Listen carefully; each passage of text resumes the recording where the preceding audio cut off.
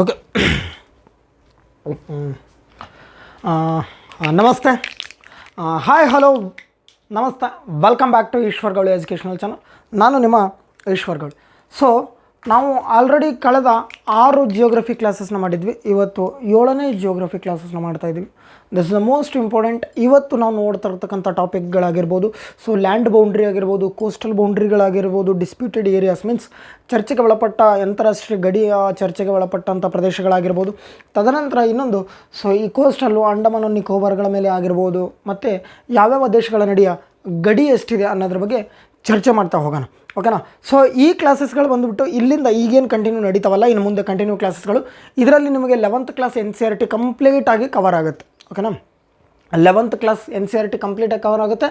ಅದಲ್ಲದೆ ಕೂಡ some of the other topics ಕೂಡ ಕವರ್ ಆಗುತ್ತೆ. ಓಕೆ. ಸೊ ಹಾಗಾದರೆ ಇವತ್ತಿನ ಕ್ಲಾಸಸ್ನ ನೋಡೋಣ ನಾವು. ಸೊ ಭಾರತದ ಗಡಿಯ ವಿಚಾರಕ್ಕೆ ಅಂತ ಚರ್ಚೆಗೆ ಒಳಪಟ್ಟಾಗ ನಾವು ಭಾರತದ ಮೊದಲು ನಿನ್ನೆ ಕ್ಲಾಸಸ್ಸಲ್ಲಿ ನೋಡಿದ್ವಿ ನಾವು, ಹೌದಾ. ಸೊ ಭಾರತ ಅಕ್ಷಾಂಶಗಳು, ರೇಖಾಂಶಗಳು ಎಲ್ಲಿದ್ದಾವೆ, ಇಂಡಿಯನ್ ಸ್ಟ್ಯಾಂಡರ್ಡ್ ಟೈಮ್ ಲೈನ್ ಎಲ್ಲಿದೆ, ಸೊ ಪೂರ್ವಾರ್ಥ ಮತ್ತು ಉತ್ತರಕ್ಕೆ ಏನೇನು ದಿಕ್ಕುಗಳಿದೆ, ಯಾವ್ಯಾವ ಭಾಗಗಳಿದ್ದಾವೆ, ಸೊ ಹೌದಾ. ಇಂಡಿಯಾದು ವೆಸ್ಟರ್ನ್ ಮೋಸ್ಟ್ ಪಾಯಿಂಟ್ ಯಾವುದು, ಈಸ್ಟರ್ನ್ ಮೋಸ್ಟ್ ಪಾಯಿಂಟ್ ಯಾವುದು, ಹೌದಾ. ತದನಂತರ ನಾರ್ತ್ ವೆಸ್ಟ್ ಎಲ್ಲವೂ ಕೂಡ ನಿನ್ನೆ ನೋಡಿದ್ವಿ. ಸೊ ಹಾಗಾದರೆ ಇದು ನಿನ್ನೆ ಕ್ಲಾಸಲ್ಲೇ ಶುರು ಆಗಬೇಕಾಗಿತ್ತು. ಇವತ್ತಿನ ಕ್ಲಾಸಲ್ಲಿ ಭಾರತದ ಭೌಗೋಳಿಕ ಲಕ್ಷಣಗಳಲ್ಲಿ ಒಳಪಟ್ಟ ಭಾರತದ ಭೌಗೋಳಿಕ ಇಂಟರ್ನಲ್ಲಿ ಏನೇನು ಇದೆ ಅನ್ನೋದ್ರ ಬಗ್ಗೆ ಚರ್ಚೆ ಮಾಡೋಣ, ಹೌದಾ. ಸೊ ನೋಡಿ, ನಾನು ಹಲವಾರು ಕ್ಲಾಸ್ಗಳಲ್ಲಿ ಹೇಳಿದ್ದೇನೆ, ಭಾರತ ಒಂದು ವಿಶೇಷವಾದ ರಾಷ್ಟ್ರ. ಈ ಭಾರತವನ್ನು ನಾವು ಪರ್ಯಾಯ ದ್ವೀಪನು ಅಂತ ಕರಿತೀವಿ. ಯಾಕಪ್ಪ ಅಂದರೆ 3 ಕಡೆಯಿಂದನೂ ನೀರನ್ನು ಹೊಂದಿದ್ದಂಥ ರಾಷ್ಟ್ರ. ಸೊ ಈ ರಾಷ್ಟ್ರಕ್ಕೆ ಏನು ವಿಶೇಷತೆ ಅಂದರೆ, ಪ್ರಪಂಚದಲ್ಲಿ ಎಷ್ಟು ಥರದ ಲ್ಯಾಂಡ್ ಮಾಸ್ನ ಫಾರ್ಮೇಷನ್ಸ್ ಇದೆಯೋ, ಅಥವಾ ಎಷ್ಟು ಥರದ ಭೌಗೋಳಿಕ ಲಕ್ಷಣಗಳನ್ನು ಒಳಗೊಂಡ ಭೂಮಿ ಇದೆಯೋ, ಅದೆಲ್ಲವೂ ಕೂಡ ಭಾರತದಲ್ಲಿದೆ. ಉದಾಹರಣೆಗೆ ಹಿಮಾಲಯ ಪರ್ವತಗಳಿದ್ದಾವೆ, ಎಷ್ಟೋ ಇಲ್ಲೇ ಪಕ್ಕದಲ್ಲೇ ಬಾಂಗ್ಲಾದೇಶ ಐತೆ. ಬಾಂಗ್ಲಾದೇಶದಲ್ಲಿ ಯಾವುದೇ ಪರ್ವತ ಶ್ರೇಣಿಗಳಿಲ್ಲ, ಹೌದಾ. ಇದು ಒಂದು ವಿಶೇಷತೆ. ನೆಕ್ಸ್ಟ್, ಭಾರತದಲ್ಲಿ ಮರುಭೂಮಿ ಇದೆ, ಭಾರತದಲ್ಲಿ ವೆಸ್ಟರ್ನ್ ಘಾಟ್ಸು, ಈಸ್ಟರ್ನ್ ಘಾಟ್ಸ್ ಇದ್ದಾವೆ, ಭಾರತದಲ್ಲಿ ದಕ್ಕನ್ ಪ್ರಸ್ಥಭೂಮಿ ಇದೆ, ಹೌದಾ. ಸೊ ಕಣಿವೆಗಳಿದ್ದಾವೆ, ಈಚ್ ಆ್ಯಂಡ್ ಎವ್ರಿಥಿಂಗು. ಭಾರತಕ್ಕೆ ಐಸ್ಲ್ಯಾಂಡ್ಗಳಿದ್ದಾವೆ, ನೋಡಿ ಐಸ್ಲ್ಯಾಂಡ್ಗಳಿದ್ದಾವೆ. ಇಡೀ ಭೂಮಿ ಮೇಲೆ ಯಾವುದೇ ರೀತಿಯ ಒಂದು ಭೌಗೋಳಿಕ ಲಕ್ಷಣಕ್ಕೆ ಒಳಪಟ್ಟ ಭೂಪ್ರದೇಶ ಇದೆಯೋ, ಇಡೀ ಪ್ರಪಂಚದ ತುಂಬ ಹುಡುಕಾಡಿದ್ರೆ ಯಾವ್ಯಾವ ಥರದ ಲ್ಯಾಂಡ್ ಮಾಸ್ಗಳು ಇದಾವೋ ಅದೆಲ್ಲವೂ ಕೂಡ ಏಕೈಕ ಒಂದೇ ರಾಷ್ಟ್ರ ಭಾರತದಲ್ಲಿದೆ. ಓಕೆನಾ.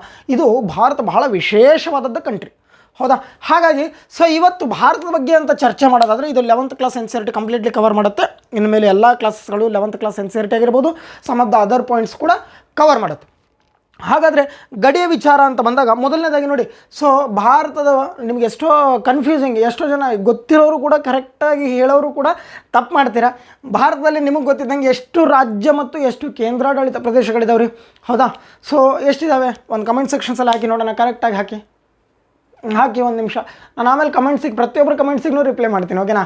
ಸೊ ಯಾರ್ದಾದ್ರೂ ಕಮೆಂಟ್ಸಿಗೆ ರಿಪ್ಲೈ ಮಾಡಿಲ್ವೇನ್ರಿ? ಪ್ರತಿಯೊಬ್ಬರು ಕಮೆಂಟ್ಸಿಗೂ ರಿಪ್ಲೈ ಮಾಡ್ತಾಯಿದ್ದೀನಿ. ನೀವು ಕೊಡ್ತಿರ್ತಕ್ಕಂಥ ಸಣ್ಣ ಸಣ್ಣ ಸಜೆಷನ್ಸ್ ಆಗಿರ್ಬೋದು, ಸೊ ನೀವು ಕೊಡ್ತಿರ್ತಕ್ಕಂಥ ಪ್ರೋತ್ಸಾಹಕ್ಕೆ ನಾನು ಪ್ರತಿಯೊಬ್ಬರಿಗೂ ಕೂಡ ಏನು ಮಾಡ್ತಾಯಿದ್ದೀನಿ, ಉತ್ತರವನ್ನು ನೀಡ್ತಾ ಇದ್ದೀನಿ, ನಿಮ್ಮ ಜೊತೆಗೆ ನಿಂತ್ಕೊಂಡಿದ್ದೀನಿ, ಓಕೆನಾ. ಸೊ ಹಾಗಾಗಿ ಒಂದು ಕಮೆಂಟ್ ಮಾಡಿ, ಭಾರತದಲ್ಲಿ ಎಷ್ಟು ರಾಜ್ಯಗಳು ಮತ್ತು ಕೇಂದ್ರಾಡಳಿತ ಪ್ರದೇಶಗಳು ನೋಡಿದ್ರಾ. ಸೊ ಕೆಲವೊಂದೊಂದು ಕಡೆ ನಾನು ಲಾಸ್ಟ್ ಟೈಮ್ ಕ್ಲಾಸಸ್ ಮಾಡುವಾಗ ಕೆಲವೊಬ್ಬರು 28 ರಾಜ್ಯಗಳು ಸರ್, 29 ರಾಜ್ಯಗಳು ಸರ್, ಕೆಲವೊಂದೊಂದು ಸರಿ 9 ಕೇಂದ್ರಾಡಳಿತ ಪ್ರದೇಶಗಳು ಸರ್, 8 ಕೇಂದ್ರಾಡಳಿತ ಪ್ರದೇಶಗಳು ಸರ್ ಅಂತಂದವರು ಇದ್ದಾರೆ, ಓಕೆನಾ. ಹಾಗಾದರೆ ಒಂದು ಸಾರಿ ಲೈಟಾಗಿ ಮೇಲ್ಗಡೆ ನೋಡ್ಕೊಂಡು ಬರೋಣ. ಸೊ ಎಷ್ಟು ಕೇಂದ್ರಾಡಳಿತ ಪ್ರದೇಶಗಳಿದಾವೆ ಭಾರತದಲ್ಲಿ, ಎಷ್ಟು ರಾಜ್ಯಗಳಿದ್ದಾವೆ ಅನ್ನೋದನ್ನ ನೋಡೋಣ, ಓಕೆನಾ. ಸೊ ಮೊದಲು ಎಷ್ಟಿದ್ದು ರೀ, ನೀವು ಚಿಕ್ಕವರಿದ್ದಾಗಿನಿಂದ ಓದ್ಕೊಂತ ಬಂದಾಗ 28 ರಾಜ್ಯಗಳು ಮತ್ತು 7 ಕೇಂದ್ರಾಡಳಿತ ಪ್ರದೇಶಗಳಿದ್ವು, ಇಷ್ಟೇ ಓದ್ಕೊಂತ ಬಂದಿದ್ವಿ. ಸೊ 28ರದಾಗ ಏನಾಯಿತು, 2014 ಸೊ ನಮ್ಮ ಆಂಧ್ರ ಪ್ರದೇಶ, ಇಲ್ಲೊಂದು ಆಂಧ್ರ ಪ್ರದೇಶ ಅಂತ ರಾಜ್ಯ ಬರ್ತದೆ. ಆ ಆಂಧ್ರ ಪ್ರದೇಶ ಏನು ಮಾಡ್ತದೆ, ರಾಜ್ಯ ವಿಂಗಡಣೆ ಆಗಿ ತೆಲಂಗಾಣ ಅಂತ ಒಂದು ಎಕ್ಸ್ಟ್ರಾ ಸೇರ್ತದೆ. 28ರದಾಗ ಒಂದು ಎಕ್ಸ್ಟ್ರಾ ಸೇರ್ತದೆ, ಎಷ್ಟಾದರೂ ರೀ 29 ಅದು. ಹಾಗಾದರೆ 29 ರಾಜ್ಯಗಳದು. ಆದರೆ ಮುಂದೆ ಏನಾಗ್ತದೆ, ಸೊ ಇಲ್ಲಿ ಕಾಶ್ಮೀರ ಅನ್ನೋದೊಂದಿತ್ತಲ್ಲ, ಕಾಶ್ಮೀರ, ಜಮ್ಮು ಕಾಶ್ಮೀರ ಅನ್ನೋ ರಾಜ್ಯ ಇತ್ತಲ್ಲ, ಈ ರಾಜ್ಯವನ್ನು ಒಡೆದೇನು ಮಾಡ್ತಾರೆ, ಕೇಂದ್ರಾಡಳಿತ ಪ್ರದೇಶಗಳಿಗೆ 2 ಭಾಗಗಳಾಗಿ ಮಾಡ್ತಾರೆ. ಒಂದು ಲೇ ಆಫ್ ಲದ್ದಾಖ್ ಮತ್ತು ಇನ್ನೊಂದು ಜಮ್ಮು ಕಾಶ್ಮೀರ ಅಂತ. ಸೊ ಹಾಗಾಗಿ ಇಲ್ಲಿ 29 ರಾಜ್ಯಗಳಲ್ಲಿ ಒಂದು ರಾಜ್ಯವನ್ನು ಒಡೆದು ಸೊ ಏನು ಮಾಡ್ತಾರೆ, ಅದನ್ನು ಕೇಂದ್ರಾಡಳಿತ ಪ್ರದೇಶಗಳನ್ನು ಮಾಡ್ತಾರೆ. ಸೊ ಹಾಗಾಗಿ ಒಂದು ಮೈನಸ್ ಆಗುತ್ತೆ, ಟೋಟಲು 28 ರಾಜ್ಯಗಳು. ಸೊ ಇವಾಗ ಎಷ್ಟದಾವ್ರಿ ರಾಜ್ಯಗಳು, 28 ರಾಜ್ಯಗಳದು, ಓಕೆನಾ. ಸೊ 28 ರಾಜ್ಯಗಳು. ಇನ್ನು ಕೇಂದ್ರಾಡಳಿತ ಪ್ರದೇಶಕ್ಕೆ ಅಂತ ಬಂದಾಗ ನೋಡಿ, ಸೊ ಮೊದಲು 7 ಇದ್ವು, ಹೌದಾ, 7 ಇದ್ದಿದ್ದು. ಸೊ ಏನಂದ, ಇವಾಗ ತಾನೇ ಜಮ್ಮು ಕಾಶ್ಮೀರ ಮತ್ತು ಲೇ ಆಫ್ ಲದ್ದಾಖನ್ನು 2 ಭಾಗಗಳಾಗಿ ಹೊಡೆದು ಸೊ 2 ಕೇಂದ್ರಾಡಳಿತ ಪ್ರದೇಶಗಳು ಎಕ್ಸ್ಟ್ರಾ ಸೇರಿದ್ವು, ಹೌದಾ. ಸೊ ಇವಾಗ 2 ಆದವು, ಪ್ಲಸ್ 2 ಸೇರಿ 9 ಆದವು. ಸೊ 9 ಕೇಂದ್ರಾಡಳಿತ ಪ್ರದೇಶಗಳಿದ್ವು. ಆದರೆ ಮುಂದೆ ಏನಾಯಿತು, ದಿಯು ದಮನ್ ಮತ್ತು ನಾಗರ್ ಹವೇಲಿ ಅಂತ 2 ಇಲ್ಲಿ ಬರ್ತಕ್ಕಂಥ ಕೇಂದ್ರಾಡಳಿತ ಪ್ರದೇಶಗಳನ್ನ ಎರಡನ್ನೂ ಸೇರಿಸಿ ಒಂದೇ ಮಾಡಿದ್ರು, ಹೌದಾ. 2 ಕೇಂದ್ರಾಡಳಿತ ಪ್ರದೇಶಗಳನ್ನ ಸೇರಿಸಿ ಒಂದೇ ಮಾಡಿದ್ರು. ಹಾಗಾಗಿ ಏನಾಯ್ತು ರೀ, ಒಂದು ಮೈನಸ್ ಆಯಿತು, ಒಂದು ಕಡಿಮೆ ಆಗುತ್ತೆ. ಹಾಗಾದರೆ 8 ಕೇಂದ್ರಾಡಳಿತ ಪ್ರದೇಶಗಳಿದ್ದಾವೆ. ಎಷ್ಟಿದಾವೆ ರೀ, 8 ಕೇಂದ್ರಾಡಳಿತ ಪ್ರದೇಶಗಳು ಮತ್ತು 28 ರಾಜ್ಯಗಳು ಈಗ ಭಾರತದಲ್ಲಿದ್ದಾವೆ, ಹೌದಾ. ಸೊ ಇಷ್ಟು ಭಾರತಕ್ಕೆ ಸಂಬಂಧಪಟ್ಟಿದ್ದು. ಇನ್ನೊಂದು, ಭಾರತಕ್ಕೆ ನಿನ್ನೆ ಗಡಿಯ ವಿಚಾರ ಅಂತ ಬಂದಾಗ ಭಾರತದ ಟೋಟಲ್ಲು ಸರೌಂಡಿಂಗು ವಿಸ್ತೀರ್ಣ ಅದೆಲ್ಲವೂ ಕೂಡ ನಿನ್ನೆ ಕ್ಲಾಸಲ್ಲಿ ಹೇಳಿದ್ದೀನಿ. ಯಾರಾದರೂ ನಿನ್ನೆ ಕ್ಲಾಸಸ್ನ ನೋಡ್ಕೊಂಡು ಬಂದಿರಲಿಲ್ಲ ಅಂದರೆ ನೋಡ್ಕೊಂಬನ್ನಿ. ಸೊ ನಿನ್ನೆದಂತೆ ಅಲ್ಲ, ಮೊದಲನೇ ಕ್ಲಾಸ್ ನಡೆದಾನು ನೋಡ್ಕೊಂಡು ಬನ್ನಿ. ನಾನು 100% ಹೇಳ್ತೀನಿ, ಇದಕ್ಕೆ ಬಿಟ್ಟು ನಿಮಗೆ ಮ್ಯಾಕ್ಸಿಮಮ್ 100ಕ್ಕೆ 99% ಜಿಯೋಗ್ರಫಿಗೆ ಸಂಬಂಧಪಟ್ಟ ಕ್ವಶನ್ಸ್ ಅರೈಸ್ ಆಗೋದೆ ಇಲ್ಲಿಂದ ಕಾನ್ಸೆಪ್ಟ್ಗಳು. ಸೊ ಇವಾಗ ಏನು ಮಾಡ್ತಿದ್ದೀವಿ, ಅದೇ ಕ್ಲಾಸ್ ಮ್ಯಾಕ್ಸಿಮಮ್ ಒಂದು 15-20 ಕ್ಲಾಸಸ್ ಆಗ್ತದೆ. ಈ 15-20 ಕ್ಲಾಸಲ್ಲೇ ಮ್ಯಾಕ್ಸಿಮಮ್ ಜಿಯೋಗ್ರಫಿ ಕವರ್ ಆಗುತ್ತೆ, ಓಕೆನಾ. ಇಂಡಿಯನ್ ಜಿಯೋಗ್ರಫಿ ಮ್ಯಾಕ್ಸಿಮಮ್ 100ಕ್ಕೆ 99% ಕವರ್ ಆಗುತ್ತೆ, ಡೋಂಟ್ ವರಿ. ಸೊ ಇನ್ನೊಂದು 1% ಏನಾಗುತ್ತೆ, ಆ ಟಾಪಿಕಿಗೆ ಸಂಬಂಧಪಟ್ಟಂಗೆ ಒಂದು ಸ್ವಲ್ಪ ಡೆಪ್ತಾಗಿ ಅಥವಾ ಕರೆಂಟ್ ಅಫೇರ್ಸಿಗೆ ರಿಲೇಟೆಡ್ ಆಗಿ ಕ್ವಶನ್ಸ್ನ ಕೇಳ್ಬೋದು. ಹಾಗಾದರೆ ನಿನ್ನೆ ಒಟ್ಟು ಗಡಿಯ ವಿಚಾರ ಅಂತ ನೋಡಿದಾಗ ಭಾರತದ ಒಟ್ಟು ವಿಸ್ತೀರ್ಣ 32,84,263 ಚದರ ಕಿಲೋಮೀಟರ್ ಅಂತ ಹೇಳಿದೆ. ಎಷ್ಟೇ, 32,84,263 ಚದರ ಕಿಲೋಮೀಟರ್ ಅಂತ ಹೇಳಿದ್ದೆ. ಮೇಲ್ಗಡೆ ಬರೆದಿದ್ದು ಕಾಣಿಸ್ತಿದೆಯೋ ಇಲ್ವೋ ನೋಡ್ಕೊಳ್ಳಿ, ಓಕೆನಾ. ಇನ್ನು ನೆಕ್ಸ್ಟ್ ಗಡಿಯ ವಿಚಾರ ಅಂತ ಬಂದಾಗ ಪ್ರಪಂಚದಲ್ಲಿ ಭಾರತ 7ನೇ ಅತಿ ದೊಡ್ಡ ರಾಷ್ಟ್ರ. ಹಾಗಾದರೆ ಭಾರತ ತನ್ನ ಸುತ್ತ ಭೂಗಡಿಯನ್ನು ಹಂಚಿಕೊಂಡಿದ್ದು ನೋಡಿ. ಭಾರತಕ್ಕೆ ಸಮುದ್ರ ತೀರಗಳು ಗುಜರಾತಿಂದ ಹಿಡಿದು ಸೊ ಈ ಕಡೆ ಕನ್ಯಾಕುಮಾರಿಯಿಂದ ಹಿಡಿದು ಸೊ ಅಲ್ಲಿ ಮೇಲ್ಗಡೆ ಪಶ್ಚಿಮ ಬಂಗಾಳದವರೆಗೂ ಕೂಡ ಭಾರತ ಗಡಿಯನ್ನು ಹಂಚಿಕೊಂಡಿದೆ. ಯಾವುದು, ಕೋಸ್ಟಲ್ ಲ್ಯಾಂಡ್ಗಳು. ಸೊ ಎಷ್ಟು ವೈವಿಧ್ಯಮಯ ಭಾರತ ಎಷ್ಟು ಪರ್ಯಾಯ ದ್ವೀಪ ಆಗಿದೆಯೋ ಅಷ್ಟು ಬಲಶಾಲಿಯಾದ ರಾಷ್ಟ್ರವೂ ಕೂಡ ಆಗಿ ಇವತ್ತಿನ ದಿನ ನಿಂತಿದೆ. ಯಾಕಂದರೆ ಅದರ ಹತ್ತಿರ ಎಷ್ಟು ಸೇನೆ ಇದೆ. ಸೊ ನಮ್ಮ ಹತ್ರ ಎಲ್ಲ ಥರದ ಸೇನೆ ಇದೆ, ಹೌದಾ. ಕೆಲವೊಂದೊಂದು ಕಂಟ್ರಿಗೆ ಭೂಸೇನೆನೇ ಇಲ್ಲ, ಕೆಲವೊಂದೊಂದು ಕಂಟ್ರಿಗಳಿಗೆ ಯಾವ ಥರದ್ದು ಸೊ ನೇವಿಗಳೇ ಇಲ್ಲ. ಸೊ ನಮ್ಮ ಹತ್ರ ಈ ಸಮುದ್ರದ ಮುಖಾಂತರ ಯಾರಾದರೂ ದಾಳಿಗೆ ಬಂದರೂ ಕೂಡ ಅದನ್ನು ಕೂಡ ಎದುರಿಸುವಂಥದ್ದು ಒಂದು ಬಲಿಷ್ಠವಾದ ಸೇನೆಯೂ ಕೂಡ ಆಗಿದೆ. ಸೊ ಹಾಗಾದರೆ ಭಾರತದ ಒಟ್ಟು ಭೂಗಡಿ ಅಂತ ನೋಡೋದಾದರೆ ಸೊ ಮೇನ್ ಲ್ಯಾಂಡ್, ಈ ಲ್ಯಾಂಡ್ ಮಾಸ್ ಏನಿದೆಯಲ್ಲ ಇದು ಎಲ್ಲವೂ ಕೂಡ ಈ ಕಡೆ ಎಲ್ಲ ಏಷ್ಯಾ ಖಂಡದ ಮೇಲ್ಭಾಗದಲ್ಲಿ ಇಲ್ಲೆಲ್ಲ ರಾಷ್ಟ್ರಗಳು ಬರ್ತವೆ. ಸೊ ಹಾಗಾಗಿ ಇದು ಏಷ್ಯಾ ಖಂಡಕ್ಕೆ ಸಂಬಂಧಪಟ್ಟ ರಾಷ್ಟ್ರವಾಗಿರೋದ್ರಿಂದ ಇಲ್ಲಿ ಮೇಲ್ಗಡೆ ಎಲ್ಲ ರಾಷ್ಟ್ರಗಳು ಬರ್ತವೆ. ಇಲ್ಲಿಂದ ಕೋಸ್ಟಲ್ ಶುರು ಆಗುತ್ತೆ, ಹೌದಾ. ಈ ಕಡೆ ಅರಬ್ಬಿ ಸಮುದ್ರ ಬರ್ತದೆ, ಈ ಕಡೆ ಬಂಗಾಳ ಕೊಲ್ಲಿ ಬರ್ತದೆ, ಕೆಳಗಡೆ ಹಿಂದೂ ಮಹಾಸಾಗರ ಬರ್ತದೆ, ಓಕೆನಾ. ಸೊ ಒಂದು ಕಡೆ ಅರಬ್ಬಿ ಸಮುದ್ರ, ಒಂದು ಕಡೆ ಹಿಂದೂ ಮಹಾಸಾಗರ, ಇನ್ನೊಂದು ಕಡೆ ಬಂಗಾಳ ಕೊಲ್ಲಿ, ಕೆಳಗಡೆ ಏನು ಬರ್ತದೆ ಹಿಂದೂ ಮಹಾಸಾಗರ. ಓಕೆ, ಇವಾಗ ಏನು ಮಾಡ್ತು, ಸೊ ಇವೆಲ್ಲವೂ ಕೂಡ ಭಾರತಕ್ಕೆ ಗಡಿಗಳಾದರೆ ಇದು ಏನು ಲ್ಯಾಂಡ್ ಮಾಸ್ ಇಲ್ಲೆಲ್ಲ ಭೂಪ್ರದೇಶದ ಗಡಿಯನ್ನು ಇದೆಯಲ್ಲ ಇಲ್ಲಿಂದ ಇಲ್ಲಿವರೆಗೂ ಸೊ ಎಷ್ಟು ರಾಷ್ಟ್ರಗಳಿಗೆ ಕನೆಕ್ಟ್ ಆಗುತ್ತೆ ಅನ್ನೋದು ಕೇಳ್ಬೋದು. ಇನ್ನೊಂದು ಸೊ ಯಾವ್ಯಾವ ರಾಷ್ಟ್ರಗಳಿಗೆ ಹೈಯೆಸ್ಟ್ ಇದೆ ಅನ್ನೋದನ್ನು ಕೇಳ್ಬೋದು. ಯಾಕಂದರೆ ಗಡಿಗಳ ವಿಚಾರ ಅಂತ ಬಂದಾಗ ಸರ್ ಇದ್ರ ಮೇಲೆ ಏನು ಕ್ವಶನ್ಸ್ ಅರೈಸ್ ಆಗುತ್ತೆ ಅನ್ನಂತಲ್ಲ, ಕೇಳ್ಬೋದು, ಯಾವ ಥರ ಬೇಕಾದರೂ ಕೇಳ್ಬೋದು. ಯಾವ ದೇಶದ ಗಡಿ ಅತಿ ಹೆಚ್ಚು ಭಾರತದೊಂದಿಗೆ ಹಂಚಿಕೊಂಡಿದೆ ಅಂತ ಕೇಳ್ಬೋದು. ಉದಾಹರಣೆ ಯಾವುದ್ರೆ, ಬಾಂಗ್ಲಾದೇಶ್. ಯಾವ ದೇಶದ ಗಡಿ ಅತ್ಯಂತ ಕಡಿಮೆದಾಗಿ ಭಾರತಕ್ಕೆ ಹಂಚಿಕೊಂಡಿದೆ ಅಂತಂದರೆ ಅಫ್ಘಾನಿಸ್ತಾನ್ 106 ಕಿಲೋಮೀಟರ್, ಓಕೆನಾ. ಸೊ ಇನ್ನೊಂದು ಇವೆಲ್ಲ ಅರೇಂಜ್ ಮಾಡ್ಬೋದು. ಇಲ್ಲಾಂದರೆ 4 ರಾಷ್ಟ್ರಗಳನ್ನು ಕೊಟ್ಟು ಇವುಗಳನ್ನು ಸೀಕ್ವೆನ್ಸಾಗಿ ಅರೇಂಜ್ ಮಾಡಿ ಯಾವುದು ಜಾಸ್ತಿ ಇದೆ ಯಾವುದು ಕಡಿಮೆ ಇದೆ ಅನ್ನೋದು ಅರೇಂಜ್ ಮಾಡಿ ಅಂತ ಕೇಳ್ಬೋದು. ಆಲ್ಮೋಸ್ಟ್ ಅಲ್ಲಿ ಕೇಳಿದ್ದಾನೆ, ಹಲವಾರು ಎಕ್ಸಾಮ್ಗಳಲ್ಲಿ ಕೇಳಿದ್ದಾನೆ. ಸೊ ಇವೆಲ್ಲವೂ ಒಂದು ಸ್ವಲ್ಪ ಲೈಟಾಗಿ ಗೊತ್ತಿರಬೇಕು, ಓಕೆನಾ. ಸೊ ಇವಾಗ ಗಡಿಯ ವಿಚಾರ ಅಂತ ಬಂದಾಗ ಭಾರತ ಒಟ್ಟು ಭೂಗಡಿಯನ್ನು ಸೊ ಇದೇನು ಲ್ಯಾಂಡ್ ಮಾಸ್ ಗಡಿಯನ್ನು ಸೊ ಟೋಟಲ್ ಹಂಚ್ಕೊಂಡಿದ್ದು 15,200 ಕಿಲೋಮೀಟರ್ ಅಂತ. ಎಷ್ಟು, 15,200 ಕಿಲೋಮೀಟ್ರು. ಆ್ಯಂಡ್ ಅಕ್ಯುರೇಟ್ ಆಗಿ ಅಂತಂದ್ರೆ ಬಂದರೆ 15,106.6 ಕಿಲೋಮೀಟರಷ್ಟು ಗಡಿಯನ್ನು ಹಂಚಿಕೊಂಡಿದೆ. ಸೊ ಇನ್ನು ಇದು ಮೇಲ್ಗಡೆ ಇರ್ತಕ್ಕಂಥದ್ದು 94 ಏನು ಬಂತಲ್ಲ ಅದೊಂದು ಸ್ವಲ್ಪ ಇಶ್ಯೂ ಇರ್ತಕ್ಕಂಥದ್ದು ಗಡಿ ವಿಚಾರ, ಒಂದು ಸ್ವಲ್ಪ ತೊಂದರೆಗೆ ಒಳಪಟ್ಟದ್ದು. ಬುಕ್ಕಲ್ಲೆಲ್ಲ ಮ್ಯಾಪಲ್ಲಿನೇ. ಯಾಕಂದರೆ ಕೆಲವೊಂದೊಂದು ರೀಜನ್ಗಳಲ್ಲಿ ಏನಾಗ್ತದೆ, ಸೊ ಇಲ್ಲಿ ಪಾಕ್ ಆಕ್ಯುಪೈಡ್ ಕಾಶ್ಮೀರ ಆಗಿರ್ಬೋದು, ಅಸ್ಕೈ ಚೀನಾ ರೀಜನ್ ಆಗಿರ್ಬೋದು, ಇನ್ನೊಂದು ಅರುಣಾಚಲ ಪ್ರದೇಶದ ಪ್ರಾಂತ್ಯವಾಗಿರ್ಬೋದು, ಕೆಲವೊಂದೊಂದು ಪ್ರಾಂತ್ಯಗಳಲ್ಲಿ ಗಡಿ ವಿಚಾರ ಇನ್ನೂ ತೊಂದರೆಯಲ್ಲಿ ಇರೋದ್ರಿಂದಾಗಿ ಸೊ ಅಕ್ಯುರೇಟಾಗಿ UPSC ಸಿಲೆಬಸಲ್ಲಿ ಕೊಟ್ಟಿರೋದು 15,106.6 ಕಿಲೋಮೀಟರ್. ಇನ್ನು ನಮ್ಮ ಸ್ಟೇಟ್ ಸಿಲೆಬಸಲ್ಲಿ 15,200 ಅಂತ ಕೊಟ್ಟಿದ್ದಾನೆ. ಸೊ ಬುಕ್ಕಲ್ಲಿ 2 ಆಪ್ಷನ್ ಕೊಟ್ಟಾಗ ಸೊ ಎಕ್ಸಾಮಲ್ಲಿ 15,200 ಅಂತ ಆಪ್ಷನ್ ಕೊಡ್ತಾನೆ. ತದನಂತರ 15,106 ಅಂತ ಕೊಟ್ಟರೆ ಸೊ ನೀವು 15,106 ಅಂತ ಹಾಕಿ. ಸೊ ಇಲ್ಲ ಸರ್ ನಾರ್ಮಲಾಗಿ 15,200 ಜಾಸ್ತಿ ಸಲ ಕೇಳಿದ್ದಾನೆ, 15,200 ಜಾಸ್ತಿ ಸಲ ಕೊಟ್ಟಿದ್ದಾನೆ ಅಂದರೆ 15,200 ಕಿಲೋಮೀಟ್ರು ಈ ಗಡಿಯ ವಿಚಾರವಂತ ಹಾಕಿ. ಓಕೆನಾ. ಸೊ ಇವಾಗ ನೆಕ್ಸ್ಟ್, ಸೊ ಯಾವ ರಾಷ್ಟ್ರದ ಜೊತೆಗೆ ನೆಕ್ಸ್ಟ್ ಭಾರತದ ಮುಖ್ಯ ಭೂಭಾಗದ ಗಡಿ. ಸೊ ನೋಡಿ, ಭಾರತದ ಮುಖ್ಯ ಭೂಭಾಗದ ಕಡಲ ತೀರದ ಗಡಿ ಅಂತ ಹೇಳಿದ್ದಾನೆ. ಸೊ ಕಡಲ ತೀರ ಇದು ಮುಖ್ಯ ಭಾಗ ರೀ, ಭಾರತದ ಮೇನ್ ಲ್ಯಾಂಡ್ ಮಾಸ್ ಅಂತ ಕರಿತೀವಿ. ಮೇನ್ ಲ್ಯಾಂಡ್ ಮಾಸ್ಗೆ ಸೊ ಏನಾಗ್ತದೆ ಗಡಿ ಇದೆಲ್ಲವೂ ಕೂಡ ಇಲ್ಲಿಂದ ಶುರು ಆಗ್ತದೆ, ಗುಜರಾತ್ನಿಂದ ಇವೆಲ್ಲವೂ ಕೋಸ್ಟಲ್ ಲೈನ್ಗಳಂತ ಕರಿತೀವಿ. ಇದೆಲ್ಲ ಕೋಸ್ಟಲ್ ಲೈನ್, ಇಲ್ಲಿಂದ ಇಲ್ಲಿವರೆಗೂ ಪಶ್ಚಿಮ ಬಂಗಾಳದವರೆಗೂ ಕೂಡ ಇದೇನಿದು ಕೋಸ್ಟಲ್ ಲೈನ್ ಇದೆ. ಕೋಸ್ಟಲ್ ಮೀನ್ಸ್ ಸಮುದ್ರ ತೀರದ ಪ್ರದೇಶದ ರಾಜ್ಯಗಳು ಇವೆಲ್ಲ, ಹೌದಾ. ಹಾಗಾದರೆ ಈ ಸಮುದ್ರ ತೀರದ ಪ್ರದೇಶದ ರಾಜ್ಯಗಳಿಗೆ ಎಷ್ಟು ಗಡಿಯನ್ನು ಹಂಚಿಕೊಂಡಿದೆ ಅಂತಂದರೆ ಸೊ 6,100 ಕಿಲೋಮೀಟರ್ ಗಡಿಯನ್ನು ಏನು ಹಂಚಿಕೊಂಡಿದ್ದೀರಿ. ಸೊ ಮುಖ್ಯ ಭಾರತದ ಭೂಭಾಗದ ಗಡಿಯನ್ನು ಹಂಚ್ಕೊಂಡಿದೆ. ಇನ್ಕ್ಲೂಡ್ ಈ ಲಕ್ಷದ್ವೀಪಗಳು ಮತ್ತು ಅಂಡಮಾನ್ ನಿಕೋಬಾರ್ಗಳಂತಿದ್ದಾವೆ, ಹೌದಾ. ಲಕ್ಷದ್ವೀಪ ಮತ್ತು ಅಂಡಮಾನ್ ನಿಕೋಬಾರ್ಗಳು ಇವುಗಳು ಕೂಡ ಭಾರತದ ಕಕ್ಷೆಗೆ ಒಳಪಟ್ಟ ಪ್ರದೇಶಗಳಾಗಿರೋದ್ರಿಂದ ಇವುಗಳನ್ನು ಸೇರಿಸಿ ಎಷ್ಟಾಗುತ್ತೆ ಸರ್, ಎಷ್ಟು ಟೋಟಲ್ ನಮ್ಮದು ಲ್ಯಾಂಡ್ ಇದೆ ಅಂತಂದರೆ ಸೊ 7,516.6 ಕಿಲೋಮೀಟರ್. ಸೊ ಟೋಟಲ್ಲು ಕಡಲ ತೀರದ ಕೋಸ್ಟಲ್ ಲ್ಯಾಂಡ್ ಬೌಂಡ್ರಿ ಅಂತ ಕರಿತೀವಿ, ಲ್ಯಾಂಡ್ ಬೌಂಡ್ರಿ, ಹೌದಾ. ಎಷ್ಟಿದೆ 7,516.6 ಕಿಲೋಮೀಟರಷ್ಟು ಇದು land boundary. Okay. So next, so ಯಾವ್ಯಾವ ರಾಷ್ಟ್ರದ ಜೊತೆಗೆ ಗಡಿಯನ್ನು ಹಂಚಿಕೊಂಡಿದೆ ಅಂತ ಬಂದಾಗ ಭಾರತ ಮುಖ್ಯವಾಗಿ 7 ರಾಷ್ಟ್ರಗಳ ಜೊತೆಗೆ ಭೂಗಡಿಯನ್ನು ಹಂಚಿಕೊಂಡಿದೆ. ಮುಖ್ಯವಾಗಿ ಎಷ್ಟು ರಾಷ್ಟ್ರಗಳು ರೀ? 7 ರಾಷ್ಟ್ರಗಳು. ಯಾವುದ್ಯಾವುದಪ್ಪ, ಎಲ್ಲೆಲ್ಲಪ್ಪ ನೋಡ್ರಿ, ನಿಮಗೆ ನಾರ್ಮಲಾಗಿ ಹೇಳ್ತೀನಿ. ನೀವು ಜಿಯೋಗ್ರಫಿ ಓದುವಾಗ ಆಗಿರ್ಬೋದು, ಇನ್ನೊಂದು ನಿಮಗೆ ಕರೆಂಟ್ ಅಫೇರ್ಸ್ ಅಂತ ಓದುವಾಗ ಸೊ ನೀವು ಏನು ಮಾಡಬೇಕು, ನಾರ್ಮಲಾಗಿ ನೀವು 100% ಆಗಿ ಹೇಳ್ತೀನಿ, ನೀವು ಒಂದು ಮ್ಯಾಪನ್ನು ಇಟ್ಕೊಂಡಿರಬೇಕು. ಇಲ್ಲ ಮ್ಯಾಪನ್ನು ತಲೆಯಾಗಿ ಇಟ್ಕೊಂಡಿರಬೇಕು, ಒಂದು ಕೈಯಾಗಿರಬೇಕು, ಇಲ್ಲಾಂದರೆ ತಲೆಯಾಗಿರಬೇಕು. ಸೊ ಅಟ್ಲೀಸ್ಟ್ ಕೆಲವೊಬ್ಬರಿಗೆ ನಾನು ಎಷ್ಟೋ ಜನರಿಗೆ ನೋಡ್ತೀನಲ್ಲ, ಭಾರತದ ಕೆಲವೊಂದೊಂದು ರಾಜ್ಯಗಳು ಯಾವ್ಯಾವ ಎಲ್ಲೆಲ್ಲಿ ಬರ್ತಾವೆ ಅನ್ನೋದು ಗೊತ್ತಿರಲ್ಲ, ಹೌದಾ. ಕೆಲವೊಂದೊಂದು ನಮ್ಮ ಸ್ಟೇಟ್ನಾಗ ಅಂತಂದ್ರೆ ಯಾವ್ಯಾವ ಡಿಸ್ಟ್ರಿಕ್ಗಳು ಎಲ್ಲೆಲ್ಲಿ ಬರ್ತಾವೆ ಅರೇಂಜ್ ಮಾಡಿರಿ ಅಂತಂದಾಗ ಬರೋದೇ ಇಲ್ಲ, ಹೌದಾ. ಸೊ ಇವೆಲ್ಲವೂ ನಾರ್ಮಲಾಗಿ ಒಂದು ಸ್ವಲ್ಪ ಪದೇ ಮ್ಯಾಪ್ಗಳ ಮೇಲೆ ಚರ್ಚೆ ಮಾಡ್ತಾ ಬಂದಾಗ ನಿಮಗೆ 100% ಗೊತ್ತಾಗುತ್ತೆ.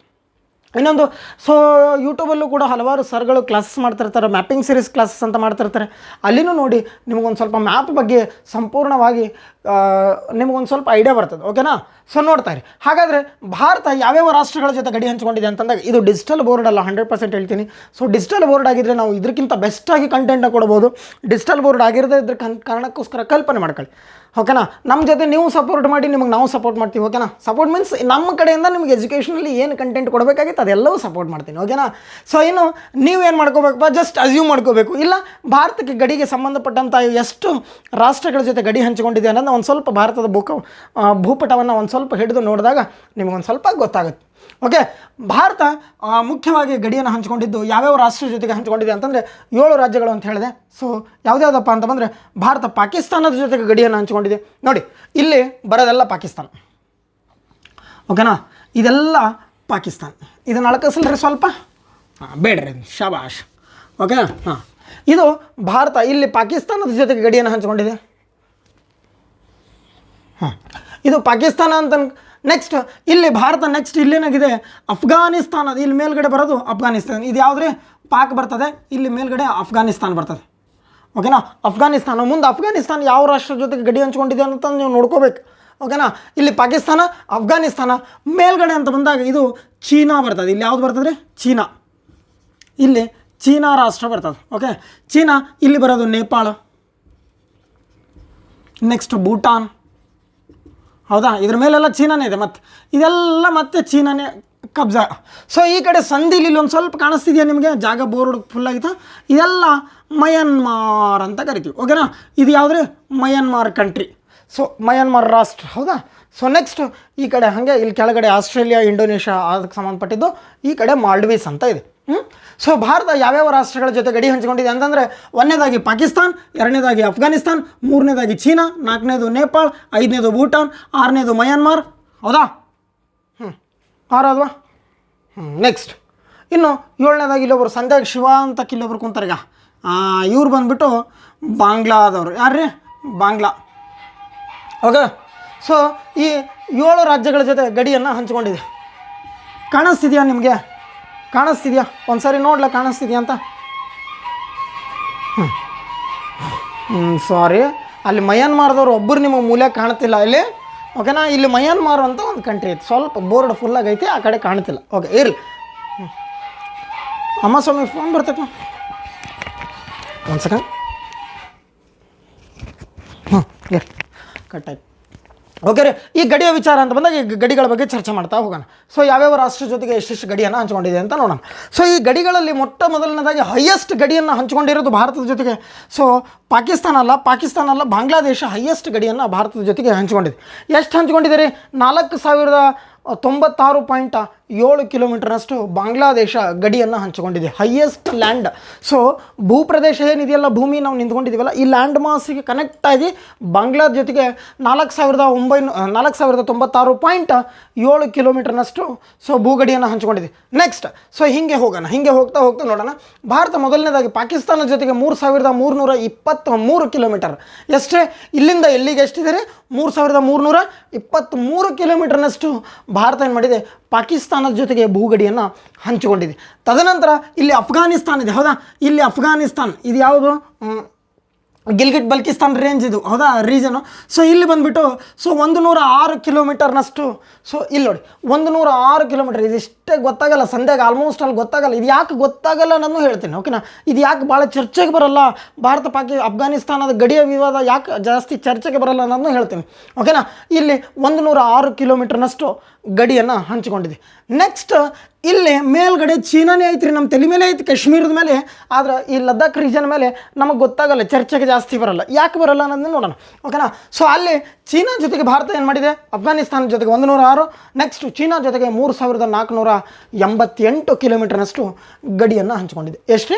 3488 ಕಿಲೋಮೀಟರ್ನಷ್ಟು ಗಡಿಯನ್ನು ಚೀನಾ ಜೊತೆಗೆ ಹಂಚಿಕೊಂಡಿದೆ.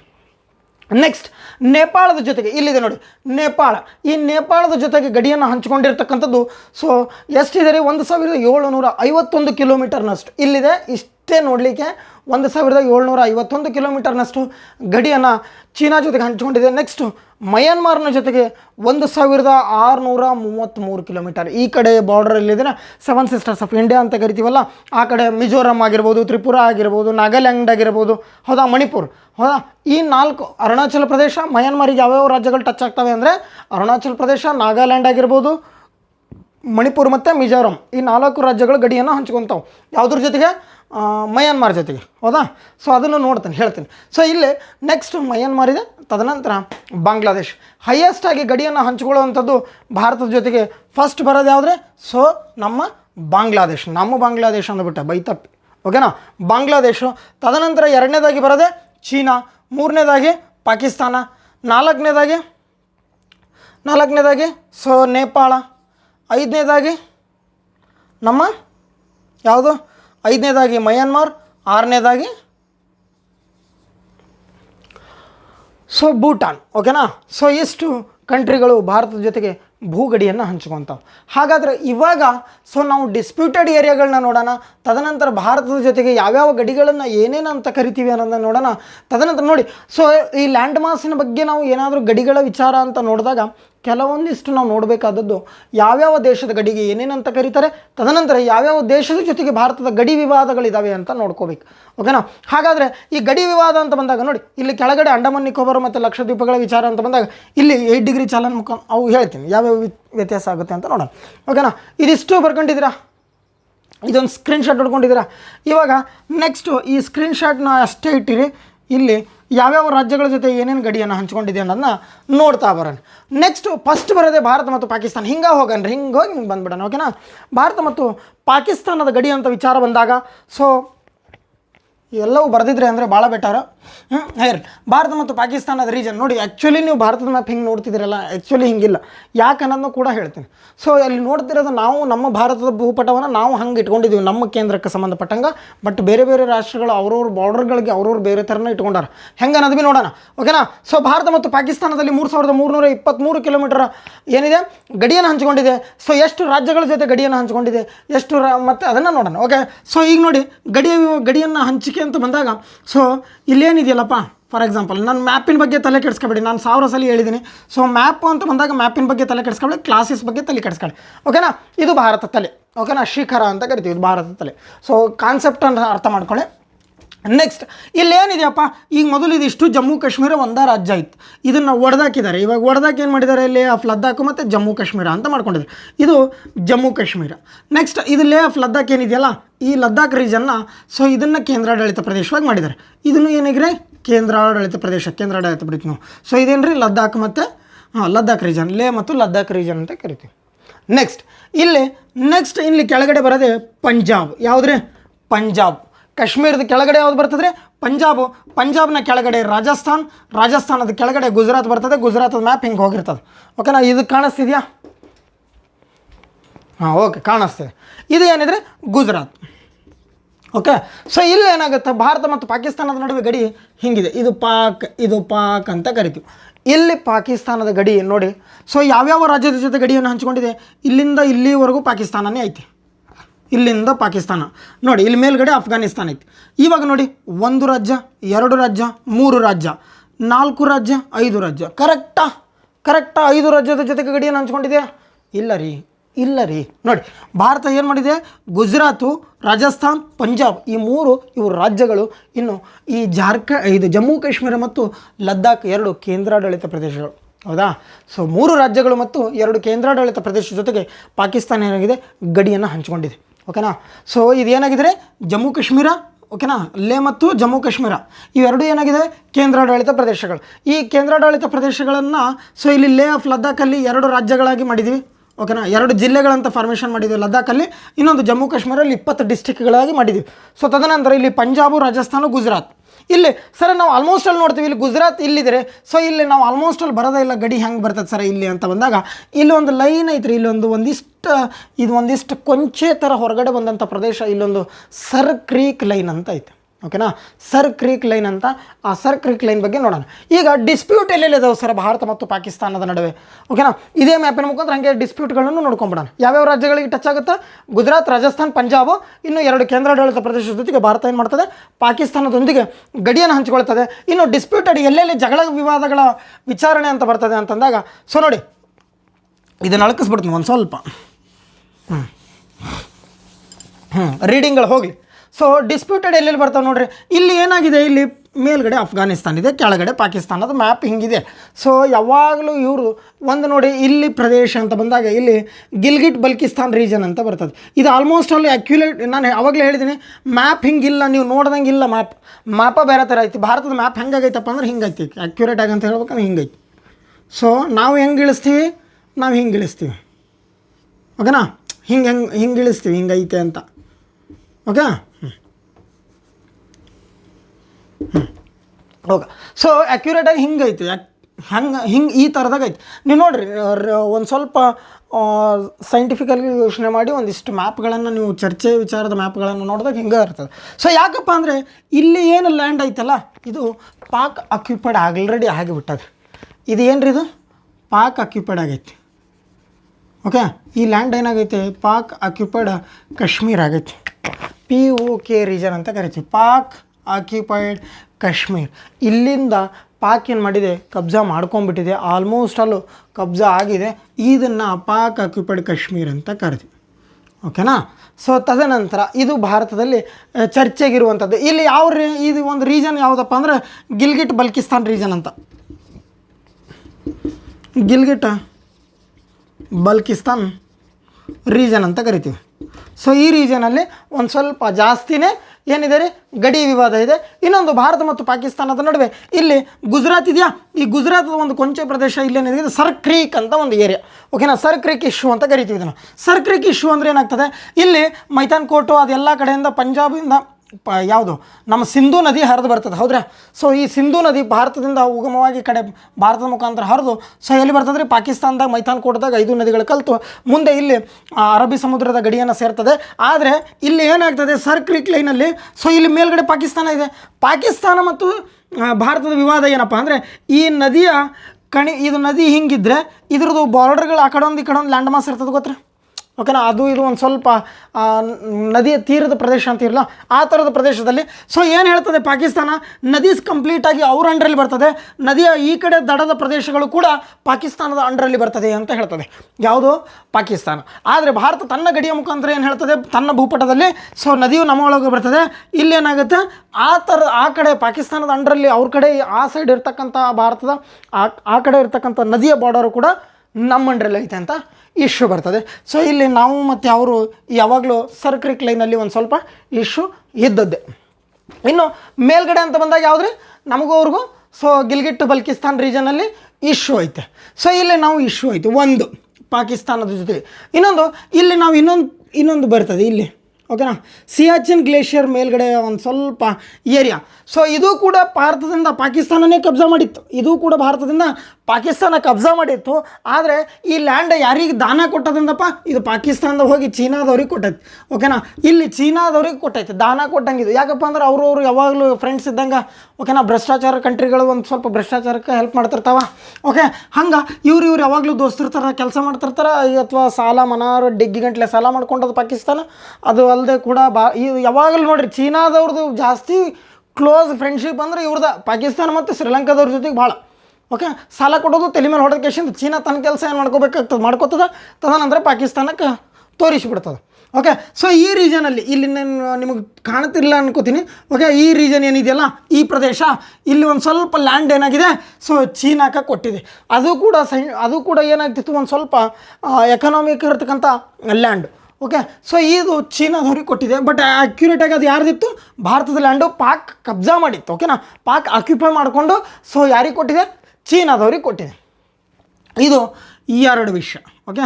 ಸೊ ಒಂದು ಯಾವುದ್ರೆ ಸರ್ಕ್ರಿಕ್ ಲೈನು, ಇನ್ನೊಂದು ಪಾಕ್ ಆಕ್ಯುಪೈಡ್ ಕಾಶ್ಮೀರ. ಇಲ್ಲಿ ಮೇಲ್ಗಡೆ ಇರ್ತಕ್ಕಂಥದ್ದು ಸಿಯಾಚಿನ್ ಗ್ಲೇಷಿಯರ್ನ ಮೇಲ್ಗಡೆ ಪಾಯಿಂಟ್ ಏನಿದೆ, ಸೊ ಅದು ಕೂಡ ಯಾರ ಅಂಡರಲ್ಲಿತ್ತು, ಸೊ ಪಾಕಿಸ್ತಾನದಲ್ಲಿ ಅಂಡರಿತ್ತು. ಬಟ್ ಯಾರಿಗೆ ಕೊಟ್ಟಿದೆ, ಇವಾಗ ಚೀನಾದವ್ರಿಗೆ ಕೊಟ್ಟಿದೆ. ಈ ಪಾಯಿಂಟ್ ಮಾತ್ರ ಸೊ ನೆನಪಿರಲಿ, ಈ ಪಾಯಿಂಟ್ ಮಾತ್ರ ಕೊಟ್ಟಿದೆ. ಸೊ ಇವಾಗಾಯಿತು. ನೆಕ್ಸ್ಟ್ ಅಫ್ಘಾನಿಸ್ತಾನದ ಜೊತೆಗೆ ನೋಡಿ, ಅಫ್ಘಾನಿಸ್ತಾನದ ಜೊತೆಗೂ ಕೂಡ ಭಾರತದ ಚರ್ಚೆ ಇದೆ, ಹೌದಾ. ಭಾರತ ಅಫ್ಘಾನಿಸ್ತಾನದ ಜೊತೆ ಗಡಿ ಹಂಚ್ಕೊಂಡಿದೆ. ಇದು ಪಾಕಿಸ್ತಾನದ ಮೇಲೆ ಈ ಕಡೆ ಅಫ್ಘಾನಿಸ್ತಾನ ಬೇರೆ ಯಾವ ರಾಷ್ಟ್ರ ಜೊತೆಗೆ ಗಡಿ ಹಂಚ್ಕೊಳ್ತದೆ ಅನ್ನೋದನ್ನ ನೋಡೋಣ. ಬಟ್ ಇಲ್ಲೇನಾಗ್ತದೆ, ಭಾರತ ಮತ್ತು ಅಫ್ಘಾನಿಸ್ತಾನ ನಡುವೆ 106 ಕಿಲೋಮೀಟರ್ ಗಡಿಯನ್ನು ಹಂಚ್ಕೊಂಡಿದೆ. ಆದ್ರೆ ನಾವು ವಿವಾದಕ್ಕೆ ಜಾಸ್ತಿ ಬಳಲ್ಲ, ಯಾಕಂದರೆ ಇದು ಗಿಲ್ಗಿಟ್ ರೀಜನ್ ಆಗಿರ್ಬೋದು, ಬಲ್ಕಿಸ್ತಾನ್ ರೀಜನ್. ಸೊ ಇದು ಯಾವುದರಲ್ಲಿ ಕಂಪ್ಲೀಟಾಗಿ ಪಾಕ್ ಆಕ್ಯುಪೈಡ್ ಕಾಶ್ಮೀರ ಅಂಡರ್ದಾಗ ಬಂದ್ಬಿಟ್ಟದು. ಪಾಕ್ ಆಕ್ಯುಪೈಡ್ ಕಾಶ್ಮೀರ್ ಅಂಡರ್ದಾಗಿರೋದ್ರಿಂದ ಇದು ಭಾರತ ಮತ್ತು ಅಫ್ಘಾನಿಸ್ತಾನ ಜಗಳಗಳು ಜಾಸ್ತಿ ಕಮ್ಮಿ ಬಾರ್ಡರ್ ಎಂಡರ್ದಾಗ. ಸೊ ಇಲ್ಲೇನಾಗಿದೆ, ಪಾಕ್ ಆಕ್ಯುಪೈಡ್ ಕಾಶ್ಮೀರ ರೀಜನ್ದಾಗ ಬಂದುಬಿಡ್ತದೆ. ಹಾಗಾಗಿ ಅದು ಆ ಕಡೆ ಹೋಗಾಯ್ತು. ಇನ್ನು ನೋಡಿ, ಭಾರತದ ಜೊತೆಗೆ ಪಾಕಿಸ್ತಾನ ಎಷ್ಟು 3 ರಾಜ್ಯಗಳು ಮತ್ತು 2 ಕೇಂದ್ರಾಡಳಿತ ಪ್ರದೇಶದ ಜೊತೆಗೆ ಗಡಿಯನ್ನು ಹಂಚ್ಕೊಂಡಿತ್ತು. ಆದರೆ ಇವಾಗ ಅದೇ ಅಫ್ಘಾನಿಸ್ತಾನ ಯಾವ ರಾಜ್ಯ ಮತ್ತು ಕೇಂದ್ರಾಡಳಿತ ಪ್ರದೇಶದ ಜೊತೆಗೆ ಗಡಿಯನ್ನು ಹಂಚ್ಕೊಂಡಿದೆ ಅಂತಂದರೆ, ಭಾರತ ಯಾವುದೇ ಒಂದು ರಾಜ್ಯದ ಜೊತೆಗೂ, ಇದು ಅಫ್ಘಾನಿಸ್ತಾನ ಯಾವುದೇ ಒಂದು ರಾಜ್ಯದ ಜೊತೆಗೂ ಗಡಿಯನ್ನು ಹಂಚ್ಕೊಳ್ಳಲ್ಲ. ಯಾಕಪ್ಪ ಅಂದರೆ ಇಲ್ಲಿ ಯಾವುದೂ ರಾಜ್ಯನೇ ಇಲ್ಲ. ಸೊ ಕೆಳಗಡೆ ಜಮ್ಮು ಕಾಶ್ಮೀರ ಐತೆ, ಅದು ಕೂಡ ಏನೈತೆ ಕೇಂದ್ರಾಡಳಿತ ಪ್ರದೇಶ ಐತೆ. ಮೇಲ್ಗಡೆ ಯಾವುದೈತೆ, ಮೇಲ್ಗಡೆ ಲೇಹ್ ಲದ್ದಾಖ್ ಐತೆ. ಲದ್ದಾಖ್ ಒಂದರ ಪ್ರದೇಶದ ಜೊತೆಗೆ ಮಾತ್ರ ಗಡಿಯನ್ನು ಹಂಚಿಕೊಂಡಿದೆ. ಈ ಪಾಕ್ ಆಕ್ಯುಪೈಡ್ ಕಾಶ್ಮೀರದ ರೀಜನ್ನು ಸೊ ನಾವು ನಮ್ಮ ಭೂಪಟದಲ್ಲಿ ತೋರಿಸ್ತೀವಿ, ಪಾಕಿಸ್ತಾನದವ್ರು ಅವ್ರ ಭೂಪಟದಲ್ಲಿ ಆಲ್ರೆಡಿ ತೋರಿಸ್ಕೊಂಬಿಟ್ಟಾರೆ. ನಮ್ಮ ಭಾರತದ ಭೂಪಟನ ಬೇರೆ ಥರ ತೋರಿಸ್ತಾರೆ. ಅವ್ರು ಆಗಲೇ ಹೇಳಿದ್ನಲ್ಲ, ಈ ಥರ ತೋರಿಸ್ಬಿಟ್ಟಾರೆ, ಓಕೆನಾ. ಸೊ ಇರಲಿ, ಇವಾಗ ಬಾಂಗ್ಲಾದೇಶದ್ದು ಇದು ಯಾವುದಾಯ್ತು, ಪಾಕಿಸ್ತಾನ ಆಯಿತು, ಅಫ್ಘಾನಿಸ್ತಾನ. ಈಗ ನೆಕ್ಸ್ಟ್ ಚೀನಾ, ಓಕೆನಾ. ನೋಡಿ, ಒಂದೇ ಕೇಂದ್ರಾಡಳಿತ ಪ್ರದೇಶ ಜೊತೆಗೆ ಮಾತ್ರ ಗಡಿಯನ್ನು ಹಂಚ್ಕೊಳ್ತದೆ. ಯಾವುದು, ಅಫ್ಘಾನಿಸ್ತಾನ. ನಮ್ಮ ಅನ್ನಬಾರ್ದು, ಓಕೆ, ಬಿಡಿ. ನೆಕ್ಸ್ಟ್ ಇವಾಗ ಚೀನಾ ಅಂತ ಬಂದಾಗ ನೋಡಿ, ಸೊ ಇಲ್ಲಿ ಅಫ್ಘಾನಿಸ್ತಾನ ಇತ್ತು, ಇದೆಲ್ಲ ಪಾಕ್ ಆಕ್ಯುಪೈಡ್ ಕಾಶ್ಮೀರದಾಗ ಹೋಗ್ಬಿಟ್ಟಿತ್ತು, ಓಕೆ. ಸೊ ಇಲ್ಲಿ ನೆಕ್ಸ್ಟ್ ಇಲ್ಲಿ ಹಿಂಗೆ ಚೀನಾದವ್ರು ಬಂದ್ರಿ. ನೆಕ್ಸ್ಟ್ ಚೀನಾದ ನೋಡಿರಿ, ಚೀನಾದ ಏನಾಗುತ್ತಪ್ಪ ಅಂತಂದರೆ, ಸೊ ಚೀನಾ ವಿವಾದ ಅಂತ ಬಂದಾಗ, ಸೊ ಇಲ್ಲೇನಿದೆ, ಸಿಯಾಚಿನ್ ಗ್ಲೇಷಿಯರ್ ಇದೆ.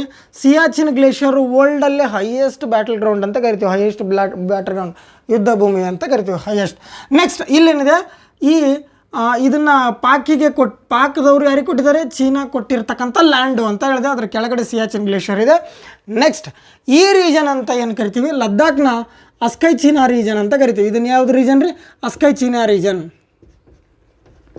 ಅಸ್ಕೈ ಚೀನಾ ರೀಜನ್. ಇದನ್ನು ನಾವು CAR ಅಂತಲೂ ಕರಿತೀವಿ, ಅಂದರೆ ಚೈನಾ ಅಡ್ಮಿನಿಸ್ಟ್ರೇಟೆಡ್ ರೀಜನ್ ಅಂತ ಕರಿತೀವಿ. ಸೊ ಈ ಲ್ಯಾಂಡ್ ಆ್ಯಕ್ಯುರೇಟಾಗಿ ನಿಜ ಅಂದರೆ ಭಾರತದ ಭೂಗಡಿ ಒಳಗೆ ಐತಿ, ಭಾರತದ ಮುಖಪಟದೊಳಗೆ ಐತಿ, ಭಾರತದ ಭೂಪಟದೊಳಗೆ ಐತಿ. ಆದರೆ ಅದನ್ನು ರೂಲ್ ಯಾರು ಮಾಡಕತ್ತಾರೆ ರೀ? ಚೈನಾದವ್ರು ಮಾಡ್ಲಿಕ್ಕತ್ತಾರೆ, ಈಗ ಮಾಡ್ಲಿಕ್ಕತ್ತಾರೆ ಪ್ರೆಸೆಂಟ್. ಓಕೆನಾ? ಚೈನಾ ಅಡ್ಮಿನಿಸ್ಟ್ರೇಟೆಡ್ ರೀಜನ್ ಅಂತ ಕರಿತೀವಿ, ಅದನ್ನು ಅಸ್ಕೈ ಚೈನಾ ರೀಜನ್ ಅಂತಲೂ ಕರಿತೀವಿ. ಓಕೆನಾ? ಈ ಚೈನಾ ಯಾವ್ಯಾವ ರಾಜ್ಯದ ಜೊತೆಗೆ ಬಾರ್ಡ್ರನ್ನ ಹಂಚಿಕೊಳ್ತದೆ ಅಂತಂದರೆ, ನೆಕ್ಸ್ಟ್ ನೋಡಿ, ಒಂದು ಲದ್ದಾಖ್, ಹೌದಾ, ಲೇ ಆಫ್ ಲದ್ದಾಖ್, ಅದು ಕೇಂದ್ರಾಡಳಿತ ಪ್ರದೇಶದ ಜೊತೆಗೆ. ನೆಕ್ಸ್ಟ್ ಹಿಮಾಚಲ್ ಪ್ರದೇಶ್. ಓಕೆನಾ? ನೆಕ್ಸ್ಟ್ ಹಿಮಾಚಲ್ ಪ್ರದೇಶ್, ಮೂರನೇದಾಗಿ ಉತ್ತರಾಖಂಡ್, ನಾಲ್ಕನೇದಾಗಿ ಸಿಕ್ಕಿಮು, ಐದನೇದಾಗಿ ಯಾವುದು? ಅರುಣಾಚಲ್ ಪ್ರದೇಶ್. ಹಾಗಾದರೆ 4 ರಾಜ್ಯದ ಜೊತೆಗೆ ಗಡಿಯನ್ನು ಹಂಚಿಕೊಳ್ತದೆ, ಒಂದು ಕೇಂದ್ರಾಡಳಿತ ಪ್ರದೇಶದ ಜೊತೆಗೆ ಏನು ಮಾಡ್ತದೆ ರೀ? ಯಾವುದು? ಚೈನಾ ಗಡಿಯನ್ನು ಹಂಚಿಕೊಳ್ತದೆ. ಸೊ ಪಾಕಿಸ್ತಾನ ಎಷ್ಟು? 3 ರಾಜ್ಯ ಪ್ಲಸ್ 2 ಕೇಂದ್ರಾಡಳಿತ ಪ್ರದೇಶಗಳು. ಸೊ ಟೋಟಲ್ 5 ಜೊತೆಗೆ ಹಂಚಿಕೊಂಡಿತ್ತು. ಅಫ್ಘಾನಿಸ್ತಾನ ಓನ್ಲಿ, ಸೊ ಯಾವುದೇ ರಾಜ್ಯಕ್ಕೆ ಟಚ್ ಇಲ್ಲ, ಒಂದು ಕೇಂದ್ರಾಡಳಿತ ಪ್ರದೇಶ. ಸೊ ಇನ್ನು ಚೀನಾ ಅಂತ ಬಂದಾಗ, ಚೀನಾ ಎಷ್ಟು ರಾಜ್ಯಗಳು ರೀ? ಹಿಮಾಚಲ್ ಪ್ರದೇಶ್ 1, ಉತ್ತರಾಖಂಡ 2, ಸಿಕ್ಕಿಂ 3, 4ನೇದಾಗಿ ಅರುಣಾಚಲ್ ಪ್ರದೇಶ್. ಓಕೆನಾ? ಸೊ 4 ರಾಜ್ಯಗಳ ಜೊತೆ ನೆಕ್ಸ್ಟ್ ಕೇಂದ್ರಾಡಳಿತ ಪ್ರದೇಶ ಯಾವುದ್ರಿ? ಲದ್ದಾಖ್. ಸೊ ಟೋಟಲ್ ಇದು ಕೂಡ 5 ಜೊತೆಗೆ ಗಡಿಯನ್ನು ಹಂಚಿಕೊಳ್ತದೆ. ಓಕೆ. ಸೊ ಇವಾಗ ನೆಕ್ಸ್ಟ್ ನೇಪಾಳ ಅಂತ ಬಂದಾಗ, ಇಲ್ಲಿ ಚೀನಾದಲ್ಲಿ ಅಸ್ಕೈ ರೀಜನ್ ಇಶ್ಯೂ ಆಗಿರ್ಬೋದು, ಹಿಮಾಚಲ್ ಪ್ರದೇಶದ ಒಂದಿಷ್ಟು ಪ್ರಾಂತ್ಯಗಳ ಬಗ್ಗೆ ಇಶ್ಯೂಗಳು ಆಗ್ತಿರ್ತಾವೆ. ಓಕೆ. ಸೊ ಇಲ್ಲಿ ನೆಕ್ಸ್ಟ್ ನೇಪಾಳದಲ್ಲಿ ಅಂತ ಬಂದಾಗ, ನೇಪಾಳದಲ್ಲೂ ಕೂಡ ನೇಪಾಳ ನೋಡ್ರಿ ಜಾಸ್ತಿ ಹೆಸರು ಏನು ಕೇಳಿ ಬರಲ್ಲ, ಆದ್ರೆ ಅದರಲ್ಲೂ ಕೂಡ ಇಶ್ಯೂ ಇದೆ. ಸೊ ಕೆಲವೊಂದೊಂದು ಪಾಸಸ್ಗಳಿದ್ದಾವೆ, ಏನಂತೀವಿ? ಘಾಟ್ ಸೆಕ್ಷನ್ದು ಪಾಸಸ್ ಅಂತೀವಲ್ಲ, ಆ ಘಾಟ್ ಸೆಕ್ಷನ್ಸ್ ಇಶ್ಯೂಗಳು ಚೀನಾ ಜೊತೆಗೆ ಇದಾವೆ. ಓಕೆನಾ? ಕಾಲಾಪಾನಿ ಇಶ್ಯೂ ಆಗಿರ್ಬೋದು, ಹೌದಾ, ಕಾಲಾಪಾನಿ ಪಾಸ್ ಅಂತ ಕರಿತೀವಿ, ಕಾಲಾಪಾನಿ ಆಗಿರ್ಬೋದು. ನೆಕ್ಸ್ಟ್ ಇನ್ನೊಂದು ಇದಾವೆ, ಇಲ್ಲಿ ಉದಾಹರಣೆ ಹೇಳಿದ್ದು ಕಾಲಾಪಾನಿ ಅಂತ, ಇಲ್ಲೇ ಇದೆ ಕಾಲಾಪಾನಿ ಪಾಸ್ ಅಂತ. ಸೊ ಅಲ್ಲಿ ಕೂಡ ಇಶ್ಯೂ ಆಗುತ್ತೆ. ಈ ಚೀನಾ ಮತ್ತು ನೇಪಾಳದ ನಡುವೆ ಇಲ್ಲಿ ಕಾಲಾಪಾನಿ ಪಾಸಸ್ಗಳ ಬಗ್ಗೆ ಇಶ್ಯೂ ಆಗ್ತದೆ. ಹಾಗಾದರೆ ನೆಕ್ಸ್ಟ್ ಯಾವ್ಯಾವ ರಾಜ್ಯದ ಜೊತೆಗೆ ನೇಪಾಳ ಗಡಿಯನ್ನು ಹಂಚ್ಕೊಂಡಿದೆ ಅಂದರೆ, ಒಂದನೇದಾಗಿ Uttarakhand, next UP, next Bihar, next Sikkim. ಹೌದಾ? ಸಿಕ್ಕಿಂ ಜೊತೆಗೆ ಗಡಿಯನ್ನು ಹಂಚಿಕೊಂಡಿದೆ. ಯಾವುದು? ಸೊ ನಮ್ಮ ನೇಪಾಳ. ಓಕೆನಾ? ನಮ್ಮ ಅನ್ನೋ ಪದ ಮಾಸ್ಟರ್ಸ್ಗಳಿಗೆ ಭಾಳ ಕಾಮನ್ ಆಗಿರ್ತದೆ. ಸೊ ಯಾವುದೇ ಕಾಂಟ್ರವರ್ಸಿ ಪದ ಅಲ್ಲ ಅದು. ಓಕೆ. ನೆಕ್ಸ್ಟ್ ಇಲ್ಲಿ 4 ರಾಜ್ಯಗಳ ಜೊತೆ ಗಡಿಯನ್ನು ಹಂಚಿಕೊಂಡಿದೆ. ತದನಂತರ ಬರೋದು ಸೊ ಮಯನ್ಮಾರ್. ನೋಡಿ, ಮಯನ್ಮಾರ್ನು ಯಾವ್ಯಾವ ರಾಜ್ಯಗಳ ಜೊತೆ ಗಡಿಯನ್ನು ಹಂಚಿಕೊಂಡಿದೆ? ಇದನ್ನು ಅಳಕಿಸ್ಲಾ? ಬಿಡಿ, ಈಗ ಮಯನ್ಮಾರ್ ವಿಚಾರಕ್ಕೆ ಅಂತ ಬರೋಣ. ನೋಡಿ, ಸೊ ಮಯನ್ಮಾರ್ ಇದು ಹಿಂಗಿತ್ತ. ಇಲ್ಲಿ ಮಯನ್ಮಾರ್ ಇದು full eastern position of the India ಅಂತ ಕರಿತೀವಿ. ಓಕೆನಾ? ಮಯನ್ಮಾರ್ ಏನು ಮಾಡಿದರೆ ಇಲ್ಲೆಲ್ಲ ಗಡಿಯನ್ನು ಹಂಚ್ಕೊಂಡಿದೆ. ಮಯನ್ಮಾರ್ ಇದೆಲ್ಲ ಗಡಿ. ಓಕೆ. ಇದು ಮಯನ್ಮಾರ್ ಇದೆಲ್ಲ, ಇದು ಮಯನ್ಮಾರ್. ಇಲ್ಲಿ ನಮ್ಮ ಇಂಡಿಯಾದ ಯಾವ್ಯಾವ ರಾಜ್ಯಗಳ ಜೊತೆ ಹಂಚಿಕೊಂಡಿದೆ? ಒಂದನೇದಾಗಿ ಅರುಣಾಚಲ್ ಪ್ರದೇಶ್. ಓಕೆನಾ? AP, ಇದು ಅರುಣಾಚಲ್ ಪ್ರದೇಶ್. ಎರಡನೇದಾಗಿ ಯಾವುದ್ರಿ? ನಾಗಾಲ್ಯಾಂಡ್. ಓಕೆ. ಮೂರನೇದಾಗಿ ಮಿಜೋರಂ. ಸೊ ಇನ್ನೊಂದು 4ನೇದಾಗಿ ಯಾವುದ್ರಿ? ನಾಗಾಲ್ಯಾಂಡು, ಮಣಿಪುರ್. ಓಕೆ. ನಾಗಾಲ್ಯಾಂಡು, ಮಣಿಪುರ್, ಮಿಜೋರಂ ಮತ್ತು ಯಾವುದು? ಅರುಣಾಚಲ್ ಪ್ರದೇಶ್. 4 ರಾಜ್ಯಗಳ ಜೊತೆಗೆ ಮಯನ್ಮಾರು ಗಡಿಯನ್ನು ಹಂಚಿಕೊಂಡಿದೆ. ಈ ಮಯನ್ಮಾರ್ ಇನ್ನೊಂದು ಕೋಸ್ಟಲ್ ಗಡಿನೂ ಕೂಡ ಭಾರತದ ಜೊತೆಗೆ ಹಂಚಿಕೊಂಡಿದೆ. ಜಾಸ್ತಿ ಚರ್ಚೆಗೆ ಸ್ಟೇಟ್ ಗೌರ್ಮೆಂಟಲ್ಲಿ ಅಂತ ಬಂದಾಗ ಜಾಸ್ತಿ ಕೇಳಿ ಬರಲ್ಲ, ಅದೆಲ್ಲಿ ಅಂತ ಹೇಳ್ತೀನಿ. ಓಕೆನಾ? ಮಯನ್ಮಾರ್ ಜೊತೆಗೆ ಏನಾಗಿದೆ? ಭಾರತ ಕೋಸ್ಟಲ್ ಬೌಂಡ್ರಿನೂ ಕೂಡ ಹಂಚಿಕೊಂಡಿದೆ. ಇನ್ನು ನೆಕ್ಸ್ಟ್ ಬಾಂಗ್ಲಾದೇಶ. ನೋಡಿ, ಬಾಂಗ್ಲಾದೇಶದ ಜೊತೆಗೆ ಭಾರತ ಯಾವ್ಯಾವ ಭೂಗಡಿಯನ್ನು ಹೊಂದಿದೆ ಅಂತಂದರೆ, ಸೊ ಇಲ್ಲಿ ಒಂದನೇದಾಗಿ ಪಶ್ಚಿಮ ಬಂಗಾಳ, ಅಸ್ಸಾಂ, ಮೇಘಾಲಯ, ತ್ರಿಪುರಾ. ಹೌದಾ? ಇಲ್ಲಿ ಭಾರತ ಏನಾಗಿದೆ? ಭೂಗಡಿಯನ್ನು ಬಾಂಗ್ಲಾದೇಶದ ಜೊತೆಗೆ ಹಂಚಿಕೊಂಡಿದೆ. ಓಕೆ. ಸೊ ಇನ್ನೊಂದು ಸಲ ನೀವು ಭೂಪಟದ ಮುಖಪಟವನ್ನು ನೋಡಿ, ಸೊ ಮ್ಯಾಪ್ ಮುಖಾಂತರ ಕ್ಲೀನಾಗಿ ನೋಡ್ಕೊಳ್ಳಿ. ಒಂದು ಸರಿ ಸೈಡಿಗೆ ಬರ್ಕೊಳ್ಳಿ, ಯಾವ್ಯಾವ ರಾಜ್ಯದ ಜೊತೆಗೆ ಏನೇನು ಗಡಿಯನ್ನು ಯಾವ್ಯಾವ ರಾಜ್ಯಗಳು ಹಂಚಿಕೊಂಡಿದೆ ಅನ್ನೋದನ್ನ ನೋಡಿ. ಓಕೆ. ಸೊ ಇವಾಗ ಗಡಿಯ ವಿಚಾರ ಮುಗೀತು. ಇನ್ನು ಡಿಸ್ಪ್ಯೂಟೆಡ್ಗಳು ಮುಗಿದ್ವಾ? ಮೇನ್ ಡಿಸ್ಪ್ಯೂಟ್ ಇರೋದು ನಮ್ಮದು ಪಾಕಿಸ್ತಾನ, ಭಾರತ ಮತ್ತು ಚೀನಾಗಳ ಮಧ್ಯೆ. ಬಾಂಗ್ಲಾದೇವ್ರ ಜೊತೆಗೆ ಏನು ಜಾಸ್ತಿ ಇಶ್ಯೂ ಇಲ್ಲ. ಪಾಪ ಅವ್ರು ಬರಗಾಲೇಶನ್ ಬಿದ್ದು ಒದ್ದಾಡ್ತಿರ್ತಾರೆ, ಅವ್ರಿಗೆ ನೀರು ಕುಡಿಯೋಕ್ಕೂ ಗತಿ ಇಲ್ಲ. ಓಕೆನಾ? ಅಂಥದ್ದು ಕಂಟ್ರಿ ಒಂದು ವಿಚಾರದಕ್ಕಂತ ಬಂದಾಗ. ಸೊ ಇನ್ನು ನೋಡಿರಿ, ಇನ್ನು ಯಾವ್ಯಾವ ರಾಷ್ಟ್ರದ ಗಡಿಯನ್ನು ನಾವು ಏನೇನಂತ ಕರಿತೀವಿ ಅಂತ ನೋಡೋಣ. ಓಕೆನಾ, ಯಾವ್ಯಾವ ರಾಷ್ಟ್ರದ ಗಡಿಯನ್ನು ನಾವು ಆಲ್ಮೋಸ್ಟ್ ಅಲ್ಲಿ ಎಲ್ಲರಿಗೂ ಗೊತ್ತಿರೋದು ಪಾಕಿಸ್ತಾನದಾಗಿರ್ಬೋದು, ಅಫ್ಘಾನಿಸ್ತಾನದಾಗಿರ್ಬೋದು. ಪಾಕಿಸ್ತಾನ ಗೊತ್ತು, ಬಾಂಗ್ಲಾದೇಶ್ ಗೊತ್ತು, ರೆಡ್ ಕ್ಲಿಫ್ ಲೈನ್ ಅಂತ ಕರಿತೀವಿ. ಅದು ಬಿಟ್ಟರೆ ಚೀನಾದವ್ರದ್ದು ಮ್ಯಾಕ್ಮೋಹನ್ ಲೈನ್ ಅಂತ ಕರಿತೀವಿ. ಓಕೆ, ಭಾರತ ಮತ್ತು ಪಾಕಿಸ್ತಾನದ ನಡುವಿನ ಗಡಿಯನ್ನು ನಾವು ಏನಂತೀವಿ ರೀ? ಸೊ ರೆಡ್ ಕ್ಲಿಫ್ ಲೈನ್ ಅಂತ ಕರಿತೀವಿ. ಯಾಕಂದರೆ ರೆಡ್ ಕ್ಲಿಫ್ ಅನ್ನೋದು ಒಬ್ಬರು ಅಧಿಕಾರಿ ಏನು ಮಾಡ್ತಾರೆ, ಭಾರತ ಮತ್ತು ಪಾಕಿಸ್ತಾನವನ್ನು ವಿಂಗಡಣೆ ಮಾಡೋದಿರ್ತಾವ್ರೆ. ಸೊ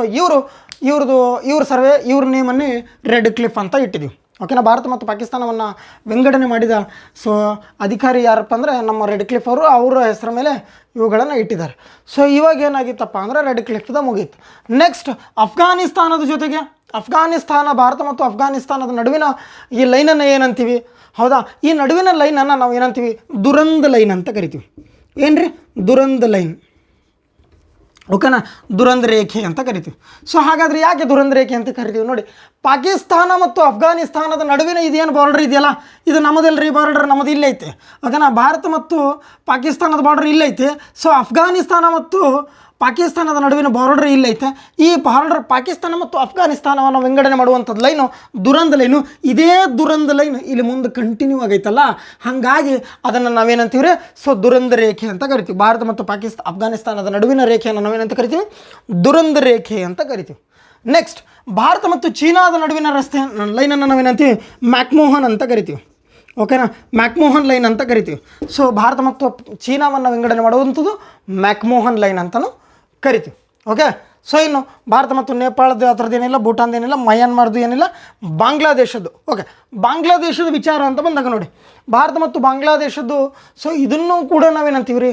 ರೆಡ್ ಕ್ಲಿಫ್ ಲೈನ್ ಅಂತಲೇ ಕರಿತೀವಿ. ಏನಂತ ಕರಿತೀವಿ ರೀ? Red cliff. ಸೊ ಸರಿ, ಬಾಂಗ್ಲಾಗ್ನೂ ಹೌದು, ಇದಕ್ಕೂ ಹೌದು. ಸೊ ಬಿಫೋರ್ ಏನಾಗಿತ್ತು ರೀ? ಸ್ವತಂತ್ರ ಬಂದ ಮೇಲೆ ಸೊ ಈ ಪಾಕಿಸ್ತಾನದಲ್ಲಿ ಈ ಬಾಂಗ್ಲಾನೂ ಸೇರ್ಪಡೆ ಆಗಿತ್ತು. ಪೂರ್ವ ಪಾಕಿಸ್ತಾನ ಮತ್ತು ಪಶ್ಚಿಮ ಪಾಕಿಸ್ತಾನ ಅಂತ ಎರಡು ಪಾಕಿಸ್ತಾನಗಳು ಅವರೂ ಇದ್ದವು. ಹೌದಾ? ಸೊ ಮುಂದೇನಾಯಿತು? 1971 ಇಂದಿರಾ ಗಾಂಧಿ ಸರ್ಕಾರದ ಯುದ್ಧದಲ್ಲಿ, 1971 ಬಾಂಗ್ಲಾದೇಶದ ಯುದ್ಧದಲ್ಲಿ ಏನಾಗ್ತದೆ, 97,000 ಸೈನಿಕರನ್ನು ನಾವು ಭಾರತೀಯರು ಬಂದಿಯಾಗಿ ಮಾಡಿಕೊಂಡು ಆ ಬಾಂಗ್ಲಾದೇಶವನ್ನು ಒಂದು ಹೊಸ ರಾಷ್ಟ್ರವಾಗಿ ವಿಂಗಡಣೆ ಮಾಡ್ಕೊಂಡು ಅದಕ್ಕೆ ಸಪ್ರೇಟಾಗಿ ಇಟ್ಬಿಡ್ತೀವಿ. ಆದರೆ ಅದು ಸಪ್ರೇಟಾಗಿ ರಾಷ್ಟ್ರನೋ ಏನೋ ಫಾರ್ಮೇಷನ್ಸ್ ಆಗಿ ಹೋಯಿತು. ಆದರೆ ಆ ಗಡಿಯನ್ನು ನಾವೇನಂತ ಕರಿತೀವಿ? ರೆಡ್ ಕ್ಲಿಫ್ ಲೈನ್ ಅಂತಲೇ ಕರಿತೀವಿ. ಯಾಕಂದರೆ ಅದು ಕೂಡ ರೆಡ್ ಕ್ಲಿಫ್ ಅವರ ವಿಂಗಡಣೆ ಮಾಡಿ ಪಾಕಿಸ್ತಾನಕ್ಕೆ ನೀಡಿದಂಥದ್ದು. ಸೊ ಅದು ಏನಾಯಿತು? ಅದನ್ನು ಕೂಡ ನಾವು ರೆಡ್ ಕ್ಲಿಫ್ ಅಂತಲೇ ಕರಿತೀವಿ. ಇನ್ನು ಗಡಿಗಳ ವಿಚಾರದಲ್ಲಿ ಏನಾದರೂ ಡೌಟ್? ಓಕೆನಾ, ಕಮೆಂಟ್ ಸೆಕ್ಷನ್ಸಲ್ಲಿ ಇವಾಗ ಹಾಕಿ. ಓಕೆನಾ, ಸರ್ ಯಾವುದಾದ್ರೂ ಗಡಿಯ ವಿಚಾರದ ಬಗ್ಗೆ, ಸರ್ ಇದಕ್ಕೆ ಹಿಂಗೆ ಅಂತಿದ್ವಿ, ಸರ್ ನಮಗೆ ಹಿಂಗೆ ಗೊತ್ತಿತ್ತು, ಹಂಗಿತ್ತು. ಅಸ್ಕೈ ರೀಜನ್ ಅಂತಂದ್ರೂ ಒಂದು, CAR ರೀಜನ್ ಅಂದ್ರೂ ಒಂದು, CAR DR ಪೊಲೀಸ್ ಕಾನ್ಸ್ಟೇಬಲ್ ಡಿಪಾರ್ಟ್ಮೆಂಟಿಗೆ ಸಂಬಂಧಪಟ್ಟಿದ್ದಲ್ರಿ ಸರ. ಇದು CAR ಅಂದರೆ ಚೀನಾ ಅಡ್ಮಿನಿಸ್ಟ್ರೇಟೆಡ್ ರೀಜನ್ ಅಂತ. ಓಕೆನಾ, ಓಕೆ, ಸಿಟಿ ಆರ್ಮಡ್ ಪೊಲೀಸ್ ಅಲ್ರಿ. ಓಕೆ, ನೆಕ್ಸ್ಟ್ ಇಲ್ಲೇನಾಗುತ್ತೆ ರೀ? ಅಸ್ಕೈ ರೀಜನ್ ಬಗ್ಗೆ ಆಯಿತು, ಬಾರ್ಡರ್ಗಳಾಯ್ತು. ಇನ್ನು ಭಾರತ ಇಷ್ಟೇ ಕೋಸ್ಟಲ್ ಬಾರ್ಡರ್ಗಳು ನೋಡಿರಿ. ಓಕೆನಾ, ಭಾರತ ಇನ್ನು ಕೋಸ್ಟಲ್ ಬಾರ್ಡರ್ಗಳು ಯಾವ್ಯಾವ ಹಂಚ್ಕೊತದ? ಇಲ್ಲಿ ನಾವು ಸರ್ ಕ್ರೀಕ್ ಇಶ್ಯೂ ಅಂತಲೂ ನೋಡಿದ್ವಿ. ಇನ್ನು ಇಲ್ಲಿ ಯಾವುದು ನಮ್ಮ ಕಡಲ ತೀರದ ಗಡಿಗಳ ಜೊತೆಗೆ ಅಂತಂದು ಬಂದಾಗ ಭಾರತದ ಇಲ್ಲಿ ಲಕ್ಷದ್ವೀಪಗಳಿದ್ದಾವೆ. ಲಕ್ಷದ್ವೀಪ ಇಲ್ಲಿ ಕೆಳಗಡೆ ಮಾಲ್ಡೀವ್ಸ್ ಕಂಟ್ರಿ ಇದೆ. ಓಕೆನಾ, ಮಾಲ್ಡೀವ್ಸ್ ಇದೆ.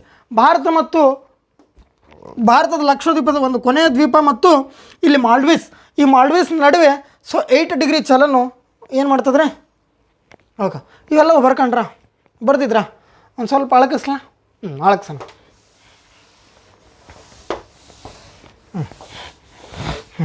ಓಕೆ, ಭಾರತ ಮತ್ತು ಯಾವುದ್ರಿ ನಮ್ಮ ಮಾಲ್ಡೀವ್ಸ್ ನಡುವೆ 8 ಡಿಗ್ರಿ ಚಲನ ಏನು ಮಾಡ್ತದೆ?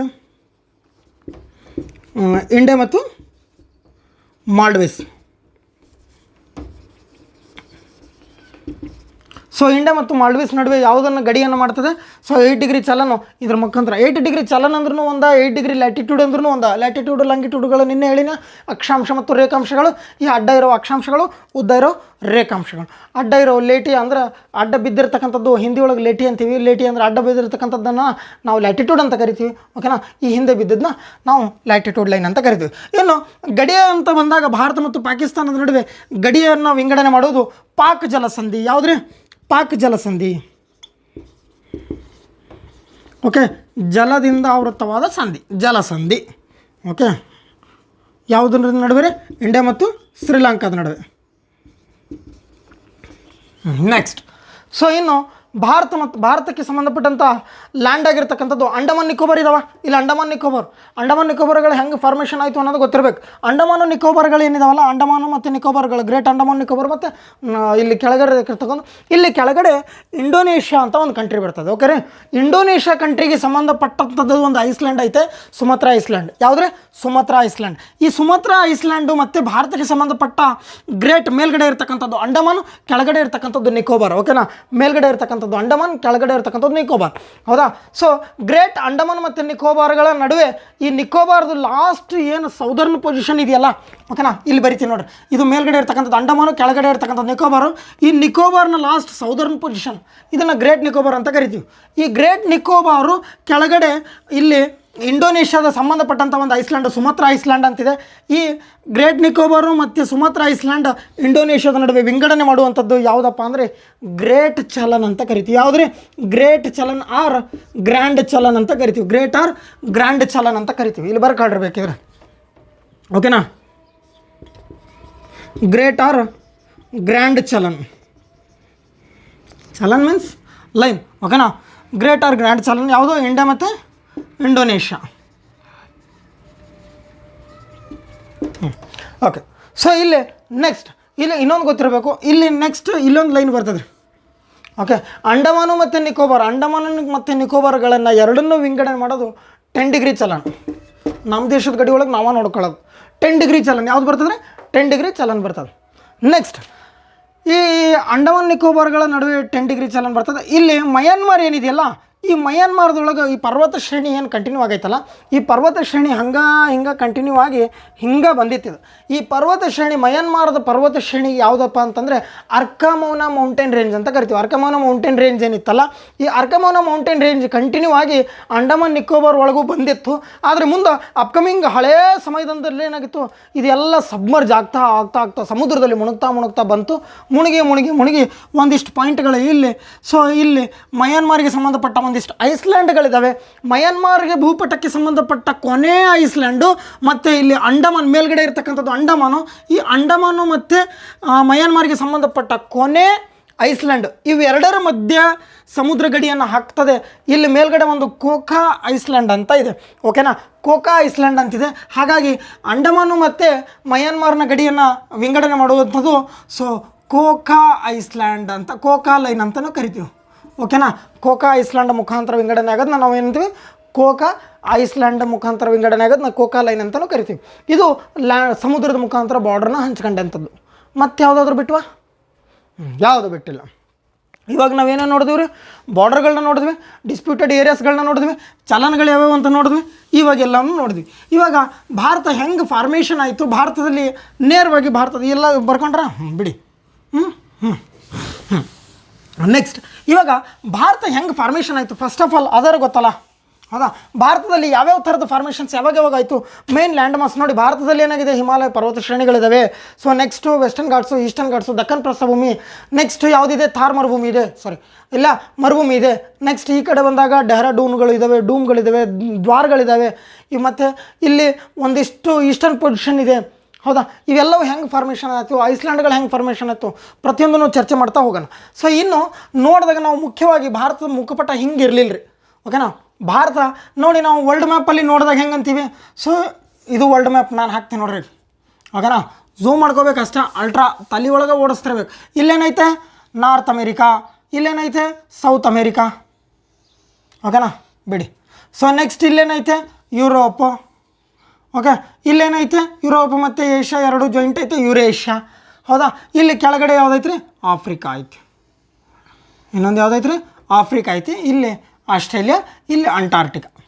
ಇಷ್ಟ 7 ಖಂಡಗಳದು. 1 2 3 4 5 6 7 ಖಂಡಗಳಾಯಿತು. ಆದ್ರೆ ಬಿಫೋರ್ ಏನು ಹೇಳ್ತಾರಪ್ಪ ಅಂದ್ರೆ, ಸೊ 200 ವರ್ಷಗಳ ಹಿಂದೆ ಸೊ ಭೂಮಿ ಹಿಂಗಿರಲಿಲ್ಲ ಅಂತ ಹೇಳ್ತಾರೆ. 200 ಮಿಲಿಯನ್ ವರ್ಷಗಳ ಹಿಂದೆ. ಓಕೆ, 200 ಮಿಲಿಯನ್ ವರ್ಷಗಳ ಹಿಂದೆ ಭೂಮಿ ಹಿಂಗಿರಲಿಲ್ಲ. ಸೊ ಇವಾಗ ನಾವು ಹೆಂಗೆ ವಿಂಗಡಣೆ ಆಗಿರ್ತಕ್ಕಂಥ ಪ್ರದೇಶವನ್ನು ನೋಡ್ತಿದ್ದೀವಲ್ಲ, ಹಿಂಗಿರಲಿಲ್ಲ. ನೀವು ವರ್ಲ್ಡ್ ಮ್ಯಾಪ್ ನೋಡಿದಾಗ ನಿಮಗೆ ಭಾಳ ಚೆನ್ನಾಗಿ ಗೊತ್ತಾಗ್ತದೆ. ಕೆಲವೊಂದು ಇದಿಷ್ಟು ಏನಾಗಿತ್ತು, ಮೊದಲು ಒಂದೇ ಆಗಿತ್ತು ಅಂತ. ಓಕೆನಾ, ಹೌದಾ. 1920ರಲ್ಲಿ ಓಕೆ.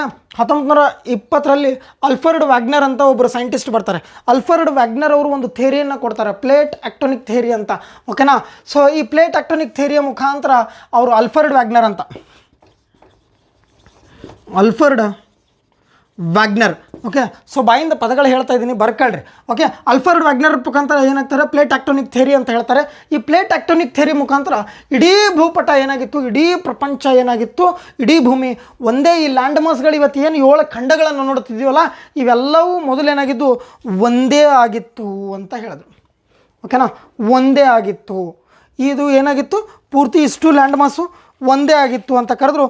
ಈ ಇಷ್ಟು ಲ್ಯಾಂಡ್ ಮಾಸನ್ನು ನಾವು ಏನು ಮಾಡಿದ್ವಿ, ಪೆಂಜಿಯಾ ಅಂತ ಕರೆದ್ವಿ ಅಂತ ಹೇಳ್ತಾರೆ. ಏನಂತಾರೆ, ಪೆಂಜಿಯಾ, ಪೆಂಜಿಯಾ ಅಂತ ಕರಿತಿದ್ರು. ಇದಿಷ್ಟನ್ನು ಪೆಂಜಿಯಾ ಅಂತ ಕರೆದ್ರು.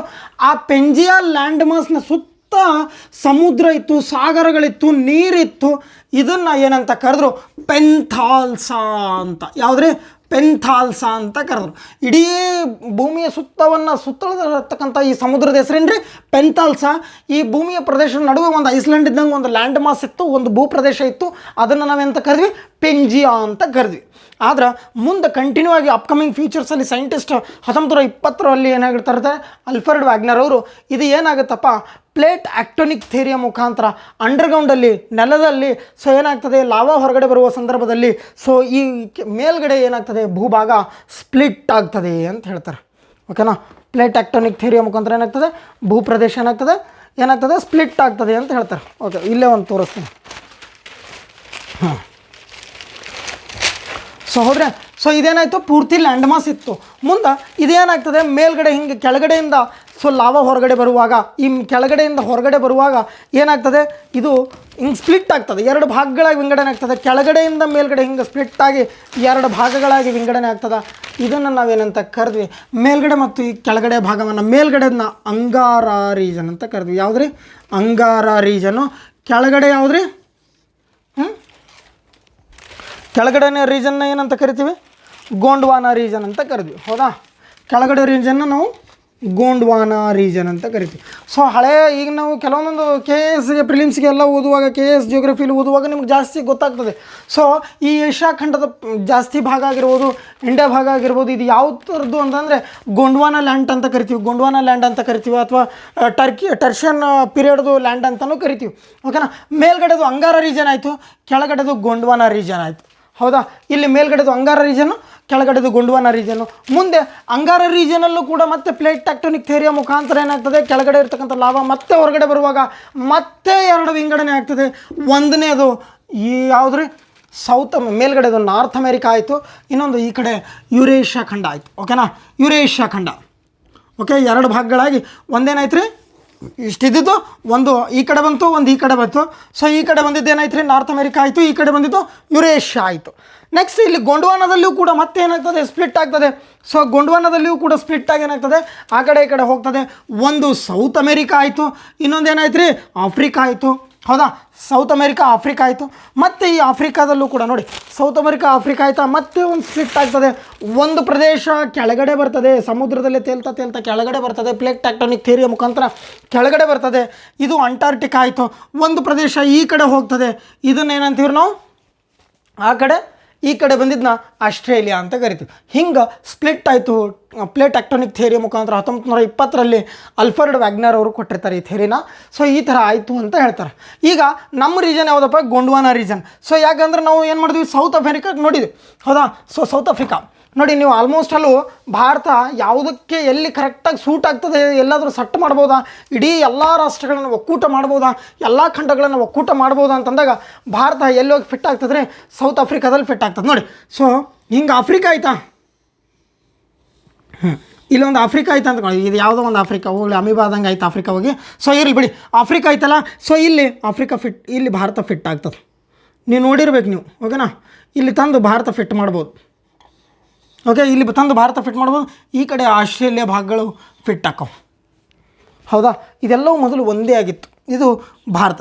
ಮುಂದೇನಾಗ್ತದೆ ರೀ, ಭಾರತ ಏನು ಮಾಡ್ತದೆ, ಇಂಡೋನ್ ಪ್ಲೇಟ್ ಏನಾಗ್ತದೆ, ಮತ್ತು ಇದ್ರ ನಡುವೆ ಸ್ಪ್ಲಿಟ್ ಆಗಿ ಇದೇನು ಮಾಡ್ತದೆ, ಸಮುದ್ರದಲ್ಲಿ ಹಾಗೆ ಮುಂದೆ ಹೋಗ್ತಾ ಬರ್ತದೆ. ಯಾಕಂದರೆ ಇಲ್ಲೇನೈತೆ ಯುರೇಷ್ಯಾ, ಏಷ್ಯಾ ಪ್ಲೇಟ್ ಐತೆ, ಇಲ್ಲೇನೈತೆ ಏಷ್ಯನ್ ಪ್ಲೇಟ್ ಐತೆ. ಇದೇನಾಗ್ತದೆ, ಮುಂದೆ ಹೋಗ್ತಾ ಹೋಗ್ತಾ ಹೋಗ್ತಾ ಇಲ್ಲಿ ಹಾಗೆ ಮುಂದೆ ಮೂವ್ ಆಗ್ತಾ ಸಮುದ್ರದಲ್ಲಿ ಹೋಗಿ 10 10 ಮಿಲಿಯನ್ ಇಯರ್ಗಳ ನಂತರ ಸೊ ಇದು ಇಲ್ಲಿಂದ ಬಂದು ಇಲ್ಲಿ ಢಂಗ್ ಅಂತ ಈ ಲ್ಯಾಂಡ್ ಮಾಸಿಗೆ ಡಿಕ್ಕಿ ಹೊಡಿತದೆ. ಈ ಲ್ಯಾಂಡ್ ಮಾಸಿಗೆ ಬಂದು ಟಚ್ ಆಗಿ ಇದು ಏಷ್ಯಾ ಖಂಡಕ್ಕೆ ಫಿಟ್ ಆಗ್ತದೆ. ಯಾವುದ್ರಿ ಇಂಡಿಯನ್ ಪ್ಲೇಟ್. ಓಕೆನಾ, ಇಂಡಿಯನ್ ಪ್ಲೇಟ್ ಯಾರಿಗೆ ಬಂದು ಏಷ್ಯಾಕ್ಕೆ ಬಂದು ಸೆಟ್ ಆಗ್ತದೆ. ಮೊದಲು ಆಫ್ರಿಕಾದಾಗಿತ್ತು, ಸೊ ಇವಾಗ ಎಲ್ಲಿಗೆ ಬಂತು, ಸೀದಾ ಏಷ್ಯಾಕ್ಕೆ ಬಂದು ಫಿಟ್ ಆಯ್ತು. ಈ ಏಷ್ಯಾಕ್ಕೆ ಬಂದು ಫಿಟ್ ಆಗಿದ್ದರದ ಪರಿಣಾಮನೇ ಹಿಮಾಲಯಗಳು ಹುಟ್ಕೊಂತು. ಇದು ಬಂದು ಏಷ್ಯಾಕ್ಕೆ ಬಂದು ಫಿಟ್ ಆಗಿದ್ದ ಪರಿಣಾಮನೇ ಏನಾಯ್ತು ರೀ, ಇಂಡಿಯಾಕ್ಕೆ ಏನಾಯಿತು. ಸೊ ಇಲ್ಲಿ ನಮ್ಮ ಈ ಥರ ಒತ್ತಡಕ್ಕೆ ಕೊಟ್ಟಾಗ ಏನಾಯ್ತು, ಅಲ್ಲಿ ಹಿಮಾಲಯಗಳ ಫಾರ್ಮೇಷನ್ ಆಯಿತು. ಬಿಫೋರ್ ಏನಾಗಿತ್ತಪ್ಪ ಅಂದ್ರೆ ಇದು ಯುರೇಷ್ಯಾ, ಹೌದಾ, ಇದು ಯುರೋಪ್, ಇದು ಏಷ್ಯಾ, ಮೇಲ್ಗಡೆದು ಯುರೋಪ್, ಕೆಳಗಡೆದು ಏಷ್ಯಾ. ಸೊ ಇಲ್ಲೇನಾಗ್ತದೆ, ಓಕೆ. ಈಗ ಇಂಡಿಯನ್ ಪ್ಲೇಟ್ ಹಿಂಗೆ ಬರ್ತಿರ್ತಿತ್ತಲ್ಲ, ಇಲ್ಲಿ ಬರೋಕ್ಕಿಂತ ಮುಂಚೆ ಇಲ್ಲಿ ನಡುವೆ ಒಂದಿಷ್ಟು ಸಾಗರ ಇತ್ತು, ಇಲ್ಲೊಂದು ಸಮುದ್ರ ಇತ್ತು, ಇಲ್ಲೊಂದು ನದಿ ಇತ್ತು, ಇಲ್ಲೊಂದು ಯಾವುದೋ ಒಂದು ಸೆಡಿಮೆಂಟನ್ನು ಹೊರಗಡೆ ಇಡುವಂಥ ಸಾಗರ ಇತ್ತು. ಸೊ ಇಲ್ಲಿಯೂ ಕೂಡ ನದಿಗಳು ಹರಿದು ಇಲ್ಲಿ ನದಿಗಳು ಏನು ಮಾಡ್ತಿದ್ವು, ಸೆಡಿಮೆಂಟನ್ನು ತಂದು ಈ ಸಮುದ್ರದಲ್ಲಿ ಹಾಕ್ತಿತ್ತು. ಈ ಸಮುದ್ರವನ್ನು ತೇಥಿಯಸ್ ಸಿ ಅಂತ ಕರಿತೀವಿ. ಏನಂತ ಕರಿತೀರಿ, ತೇಥಿಯಸ್. ಓಕೆನಾ, ತೇಥಿಯಸ್ ಸಿ ಅಂತ ಕರಿತೀವಿ, ತೇಥಿಯಸ್ ಸಮುದ್ರ. ಈ ತೇಥಿಯಸ್ ಸಮುದ್ರದಾಗ ತಂದು ತನ್ನ ಸೆಡಿಮೆಂಟ್ಗಳನ್ನು ಅಲ್ಲಿಂದ ಸಮುದ್ರದ ಮಣ್ಣನ್ನು ಅಥವಾ ಏನು ನದಿಗಳ ಮುಖಾಂತರ ಹರಿದು ಬರುವಾಗ ಆ ಕಣಗಳನ್ನು ತಂದು ಇಲ್ಲಿ ಹಾಕ್ತಿತ್ತು. ಆದರೆ ಭಾರತದ ಪ್ಲೇಟ್ ಏನಾಗ್ತಿತ್ತು, ಇದು ಆಫ್ರಿಕಾದ ಪ್ಲೇಟು ಹಿಂಗೆ ಮುಂದೆ ಮೂವ್ ಆಗ್ತಾ 10 ಮಿಲಿಯನ್ ವರ್ಷಗಳ ನಂತರ ಹಿಂಗೆ ಒಂದು ಡಕ್ಕಿ ಹೊಡೆದಿದ್ದ ಪರಿಣಾಮವಾಗಿ ಈ ಸೆಡಿಮೆಂಟ್ಗಳು ಅಲ್ಲಿರ್ತಕ್ಕಂಥ ದಡದ ಪ್ರದೇಶದ ಕಣಗಳು ಸೊ ಏನಾದವು, ಒಂದಕ್ಕೊಂದು ಹಿಂಗೆ ಕಾಂಟ್ರಾಕ್ಟ್ ಆದವು. ಕಾಂಟ್ರಾಕ್ಟ್ ಅಂದರೆ ಒಂದಕ್ಕೊಂದು ಹಿಂಗೆ ಒತ್ತಡಕ್ಕೆ ಒಳಪಟ್ಟು ಸೀದಾ ಹಿಂಗೆ ನೇರವಾಗಿ ಒಂದಕ್ಕೊಂದು, ಈ ಕಡೆ ಇಂಡಿಯನ್ ಪ್ಲೇಟು, ಈ ಕಡೆ ಯುರೇಷ್ಯಾ ಪ್ಲೇಟು ಅಂದರೆ ಏಷ್ಯನ್ ಪ್ಲೇಟು, ಈ ಕಡೆ ಬರ್ತಕ್ಕಂಥದ್ದು ಇಂಡಿಯನ್ದು, ಈ ಎರಡೂ ಬಂದು ಹಿಂಗೆ ಡಿಕ್ಕಿ ಹೊಡೆದ ತಕ್ಷಣ ಹಿಂಗೆ ಸೀದಾ ಲ್ಯಾಂಡ್ ಮಾಸ್ ಮೇಲ್ಗಡೆ ಹೋಯ್ತಂತೆ. ಈ ಲ್ಯಾಂಡ್ ಮಾಸ್ ಮೇಲ್ಗಡೆ ಹೋದ ಮೇಲೇ ಫಾರ್ಮೇಷನ್ ಆಯಿತು ಯಾವುದು, ಹಿಮಾಲಯಸ್. ಯಾವುದ್ರಿ, ಹಿಮಾಲಯಗಳು ಫಾರ್ಮೇಷನ್ ಆಯಿತು ಅಂತ ಹೇಳ್ತಾರೆ. ಓಕೆ, ಸೊ ಅದು ಡಿಕ್ಕಿ ಹೊಡೆದಾಗ ಏನಾಯಿತು, ಹಿಮಾಲಯಗಳ ಫಾರ್ಮೇಷನ್ ಆಯಿತು. ಹಿಮಾಲಯಗಳಲ್ಲಿ ಮತ್ತೆ ಒಂದನೇ ಸಾರಿ ಡಿಕ್ಕಿ ಹೊಡೆದಾಗ ಗ್ರೇಟ್ ಹಿಮಾಲಯಗಳಾದವು. ಮೀನ್ಸ್ ಹಿಮಾಲಯಗಳನ್ನು 3 ಭಾಗವಾಗಿ ವಿಂಗಡಣೆ ಮಾಡ್ತೀವಿ, ಹೌದಾ. ಗ್ರೇಟ್ ಹಿಮಾಲಯ, ಹಿಮಾಚಲ ಮತ್ತು ಶಿವಾಲಿಕ ಪರ್ವತ ಶ್ರೇಣಿಗಳು ಅಂತ, ಹೌದಾ. ಹಿಮಾಲಯ ಇವು 3 ಸೇರಿ ಹಿಮಾಲಯಗಳು. ಆದರೆ ಮೇಲ್ಗಡೆ ಲದ್ದಾಖ್ ರಿಜರ್ ಆಗಿರ್ಬೋದು, ಲಸ್ಕರ್ ಆಗಿರ್ಬೋದು, ಮತ್ತು ನಮ್ಮದು ಇನ್ನೊಂದು ಇವು 3 ಏನು ಮಾಡ್ತೀವಿ ನಾವು, ಟ್ರಾನ್ಸ್ ಹಿಮಾಲಯಸ್ ಅಂತ ಕರಿತೀವಿ. ಬಿಕಾಸ್ ಅವು ಮೊದಲೇ ಇದ್ವು, ಟ್ರಾನ್ಸ್ ಹಿಮಾಲಯಸ್ ರೀಜನ್ ಮೊದಲೇ ಇತ್ತು. ಆ ಮೇನ್ ಹಿಮಾಲಯ ಪರ್ವತ ಶ್ರೇಣಿಗೆ ಸಂಬಂಧಪಟ್ಟದ್ದು ಟ್ರಾನ್ಸ್ ಹಿಮಾಲಯ ಅಲ್ಲ. K2 ಅನ್ನೋದು ಕೂಡ ಅದರಲ್ಲೇ ಇದೆ, ಹೌದಾ. K2 ಗ್ಯಾಡ್ವಿನ್ ಅಸ್ಟೇನ್ ಅಂತ ಕರಿತೀವಲ್ಲ, ಅದು ಕೂಡ ಅಲ್ಲೇ ಇದೆ. ಹಾಗಾದರೆ ಹಿಮಾಲಯಗಳು ಯಾವ್ಯಾವ ಇದ್ದಾವೆ, ಯಾವ್ಯಾವ ಹಿಮಾಲಯಗಳನ್ನು 3 ಹಿಮಾಲಯಗಳಾಗಿ ಫಾರ್ಮೇಷನ್ ಮಾಡ್ಕೋತೀವಿ. 3 ಹಿಮಾಲಯಗಳ ಫಾರ್ಮೇಷನ್ ಮೊದಲನೇ ಸಾರಿ ಒತ್ತಡಕ್ಕೆ ಒಳಪಟ್ಟಾಗ ಗ್ರೇಟ್ ಹಿಮಾಲಯಗಳ ಫಾರ್ಮೇಷನ್ ಆಯಿತು. ಎರಡನೇ ಸಾಲಿ ಇನ್ನೊಂದು ಸಲ ಒತ್ತು ಕೊಟ್ಟಾಗ ಮಿಡಲ್ ಹಿಮಾಲಯಗಳ ಫಾರ್ಮೇಷನ್ ಆಯಿತು. ಮತ್ತು ಇನ್ನೊಂದು ಸಲ ಒತ್ತು ಕೊಟ್ಟಾಗ ನೋಡಿ, ಸೊ ಏನಾಯಿತು, ಗ್ರೇಟ್ ಇಂಡಿಯನ್ ಪ್ಲೇಟ್ ಬಂತು, ಡಿಕ್ಕಿ ಹೊಡಿತು.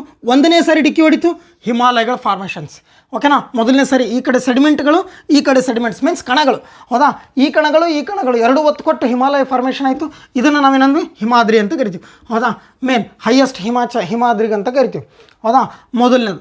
ನೆಕ್ಸ್ಟ್ ಇನ್ನೊಂದು ಸಾರಿ ಮತ್ತೆ ಒತ್ತು ಕೊಡ್ತದೆ ಇಲ್ಲಿ. ಯಾಕಂದರೆ ನೋಡಿ, ಈ ಕಡೆ ಆಲ್ರೆಡಿ ಟ್ರಾನ್ಸ್ ಹಿಮಾಲಯದಲ್ಲಿ ಅಥವಾ ಆ ಕಡೆ ಯುರೇಷಿಯನ್ ಪ್ಲೇಟಲ್ಲಿ ನದಿಗಳು ಹರಿದು ಬರ್ತಾ ಇತ್ತು, ಅಥವಾ ಸಮುದ್ರ ಆ ಕಡೆಯಿಂದ ಕಣಗಳು ಇದ್ದಲ್ಲ, ಸೊ ಇಲ್ಲಿ ಕಣಗಳು ಹಿಂಗೆ ಇರ್ತದೆ. ಓಕೆ, ಸೊ ನೆಕ್ಸ್ಟ್ ಇನ್ನೊಂದು ಸಾರಿ ಒತ್ತು ಕೊಟ್ಟಾಗ ಈ ನದಿಗಳ ಸೆಡಿಮೆಂಟ್ಗಳೆಲ್ಲ ಬಂದು ಇಲ್ಲಿ ಕೂಡ್ತಿತ್ತು. ಸೊ ಇವಾಗ ಮತ್ತೆ ಡಿಕ್ಕಿ ಕೊಟ್ಟಾಗ ಮತ್ತೆ ಒಂದು ಸಾರಿ ಫಾರ್ಮೇಷನ್, ಮತ್ತೊಂದು ರೇಂಜ್ ಫಾರ್ಮೇಷನ್ ಆಯಿತು, ಮತ್ತೊಂದು ಪರ್ವತ ಶ್ರೇಣಿ ಶುರು ಆಯಿತು. ಇದನ್ನು ಹಿಮಾಲಯಸ್. ಓಕೆನಾ, ಇದು next Himadri. Next middle Himalaya ಅಂತ ಕರಿತೀವಿ. ಎರಡನೇದು ಯಾವುದ್ರೆ ಮಿಡಲ್ ಹಿಮಾಲಯ, ಮಧ್ಯದ್ದು. ಸೊ ಇನ್ನೊಂದು ಮೂರನೇದಾಗಿ ಮತ್ತೆ ಇಲ್ಲಿ ನೋಡಿ, ಇಲ್ಲಿ ಪರ್ವತ ಶ್ರೇಣಿಗಳೇನೋ ಫಾರ್ಮೇಷನ್ ಆಗಿದೆ ಅಂದಮೇಲೆ ಅಲ್ಲಿ ಗ್ಲೇಷಿಯರ್ಸ್ ಫಾರ್ಮೇಷನ್ ಆಗ್ತವೆ, ಹೌದಾ. ಸಮುದ್ರ ಇದು ಯಾವುದು ಮಂಜುಗಡ್ಡೆ, ಅದು ಇದು ನದಿಗಳ ಫಾರ್ಮೇಷನ್ಸ್ ಆಗ್ತದೆ. ಈ ನದಿಗಳಿಂದಾಗಿ ಸೊ ಇಲ್ಲಿ ಈ ನದಿಗಳು ಮತ್ತೆ ಕೆಳಗಡೆ ಹರಿದು ಬರ್ತಾವೆ. ಕೆಳಗಡೆ ಹರಿದು ಬರುವಾಗ ಇಲ್ಲಿ ಸೆಡಿಮೆಂಟ್ಗಳು ಮೀನ್ಸ್ ಕಣಗಳನ್ನು ತರ್ತಾವೆ, ಮಣ್ಣಿನ ಕಣಗಳನ್ನು ತಂದು ಇಲ್ಲಿ ಸೆಡಿಮೆಂಟ್ಗಳನ್ನು ಜಮಾ ಮಾಡ್ತಿರ್ತಾವೆ. ಸೊ ಈ ಜಮಾ ಮಾಡುವಾಗ ಮತ್ತೆ ಇಂಡಿಯನ್ ಪ್ಲೇಟ್ 3ನೇ ಸಾರಿ ಮತ್ತೊಂದು ಒತ್ತು ಕೊಡ್ತದೆ. ಈ ಒತ್ತು ಕೊಟ್ಟಾಗ 3ನೇ ಪರ್ವತ ಶ್ರೇಣಿ ಆಗ್ತದೆ. ಅದನ್ನು ನಾವು ಶಿವಾಲಿಕ ಅಂತ ಕರಿತೀವಿ, ಹೌದ್ರಿ, ಶಿವಾಲಿಕ ಪರ್ವತ ಶ್ರೇಣಿ. ಸೊ ಟೋಟಲ್ ಆಗಿ ಈ 3 ಕೂಡ ಹಿಮಾಲಯ ಪರ್ವತ ಶ್ರೇಣಿಗಳಿಗೆ ಒಳಪಟ್ಟಂಥ 3 ಪರ್ವತದ ರೇಂಜ್ಗಳು. ಇವುಗಳಲ್ಲಿ ಇವುಗಳನ್ನು ನಾಳೆ ಕಂಪ್ಲೀಟ್ ಕ್ಲಾಸಲ್ಲಿ ನೋಡೋಣ, ಓಕೆನಾ. ಸೊ ಹಿಮಾಲಯ ಪರ್ವತ ಶ್ರೇಣಿಗಳ ಬಗ್ಗೆ ನಾಳೆ ಕ್ಲಾಸಲ್ಲಿ ನೋಡೋಣ. ಇವು ವಿಂಗಡಣೆಗಳನ್ನು ನೋಡೋಣ. ನಾರ್ತ್ ಟು ಸೌತ್ವರೆಗೂ ನೋಡಿದ್ವಿ.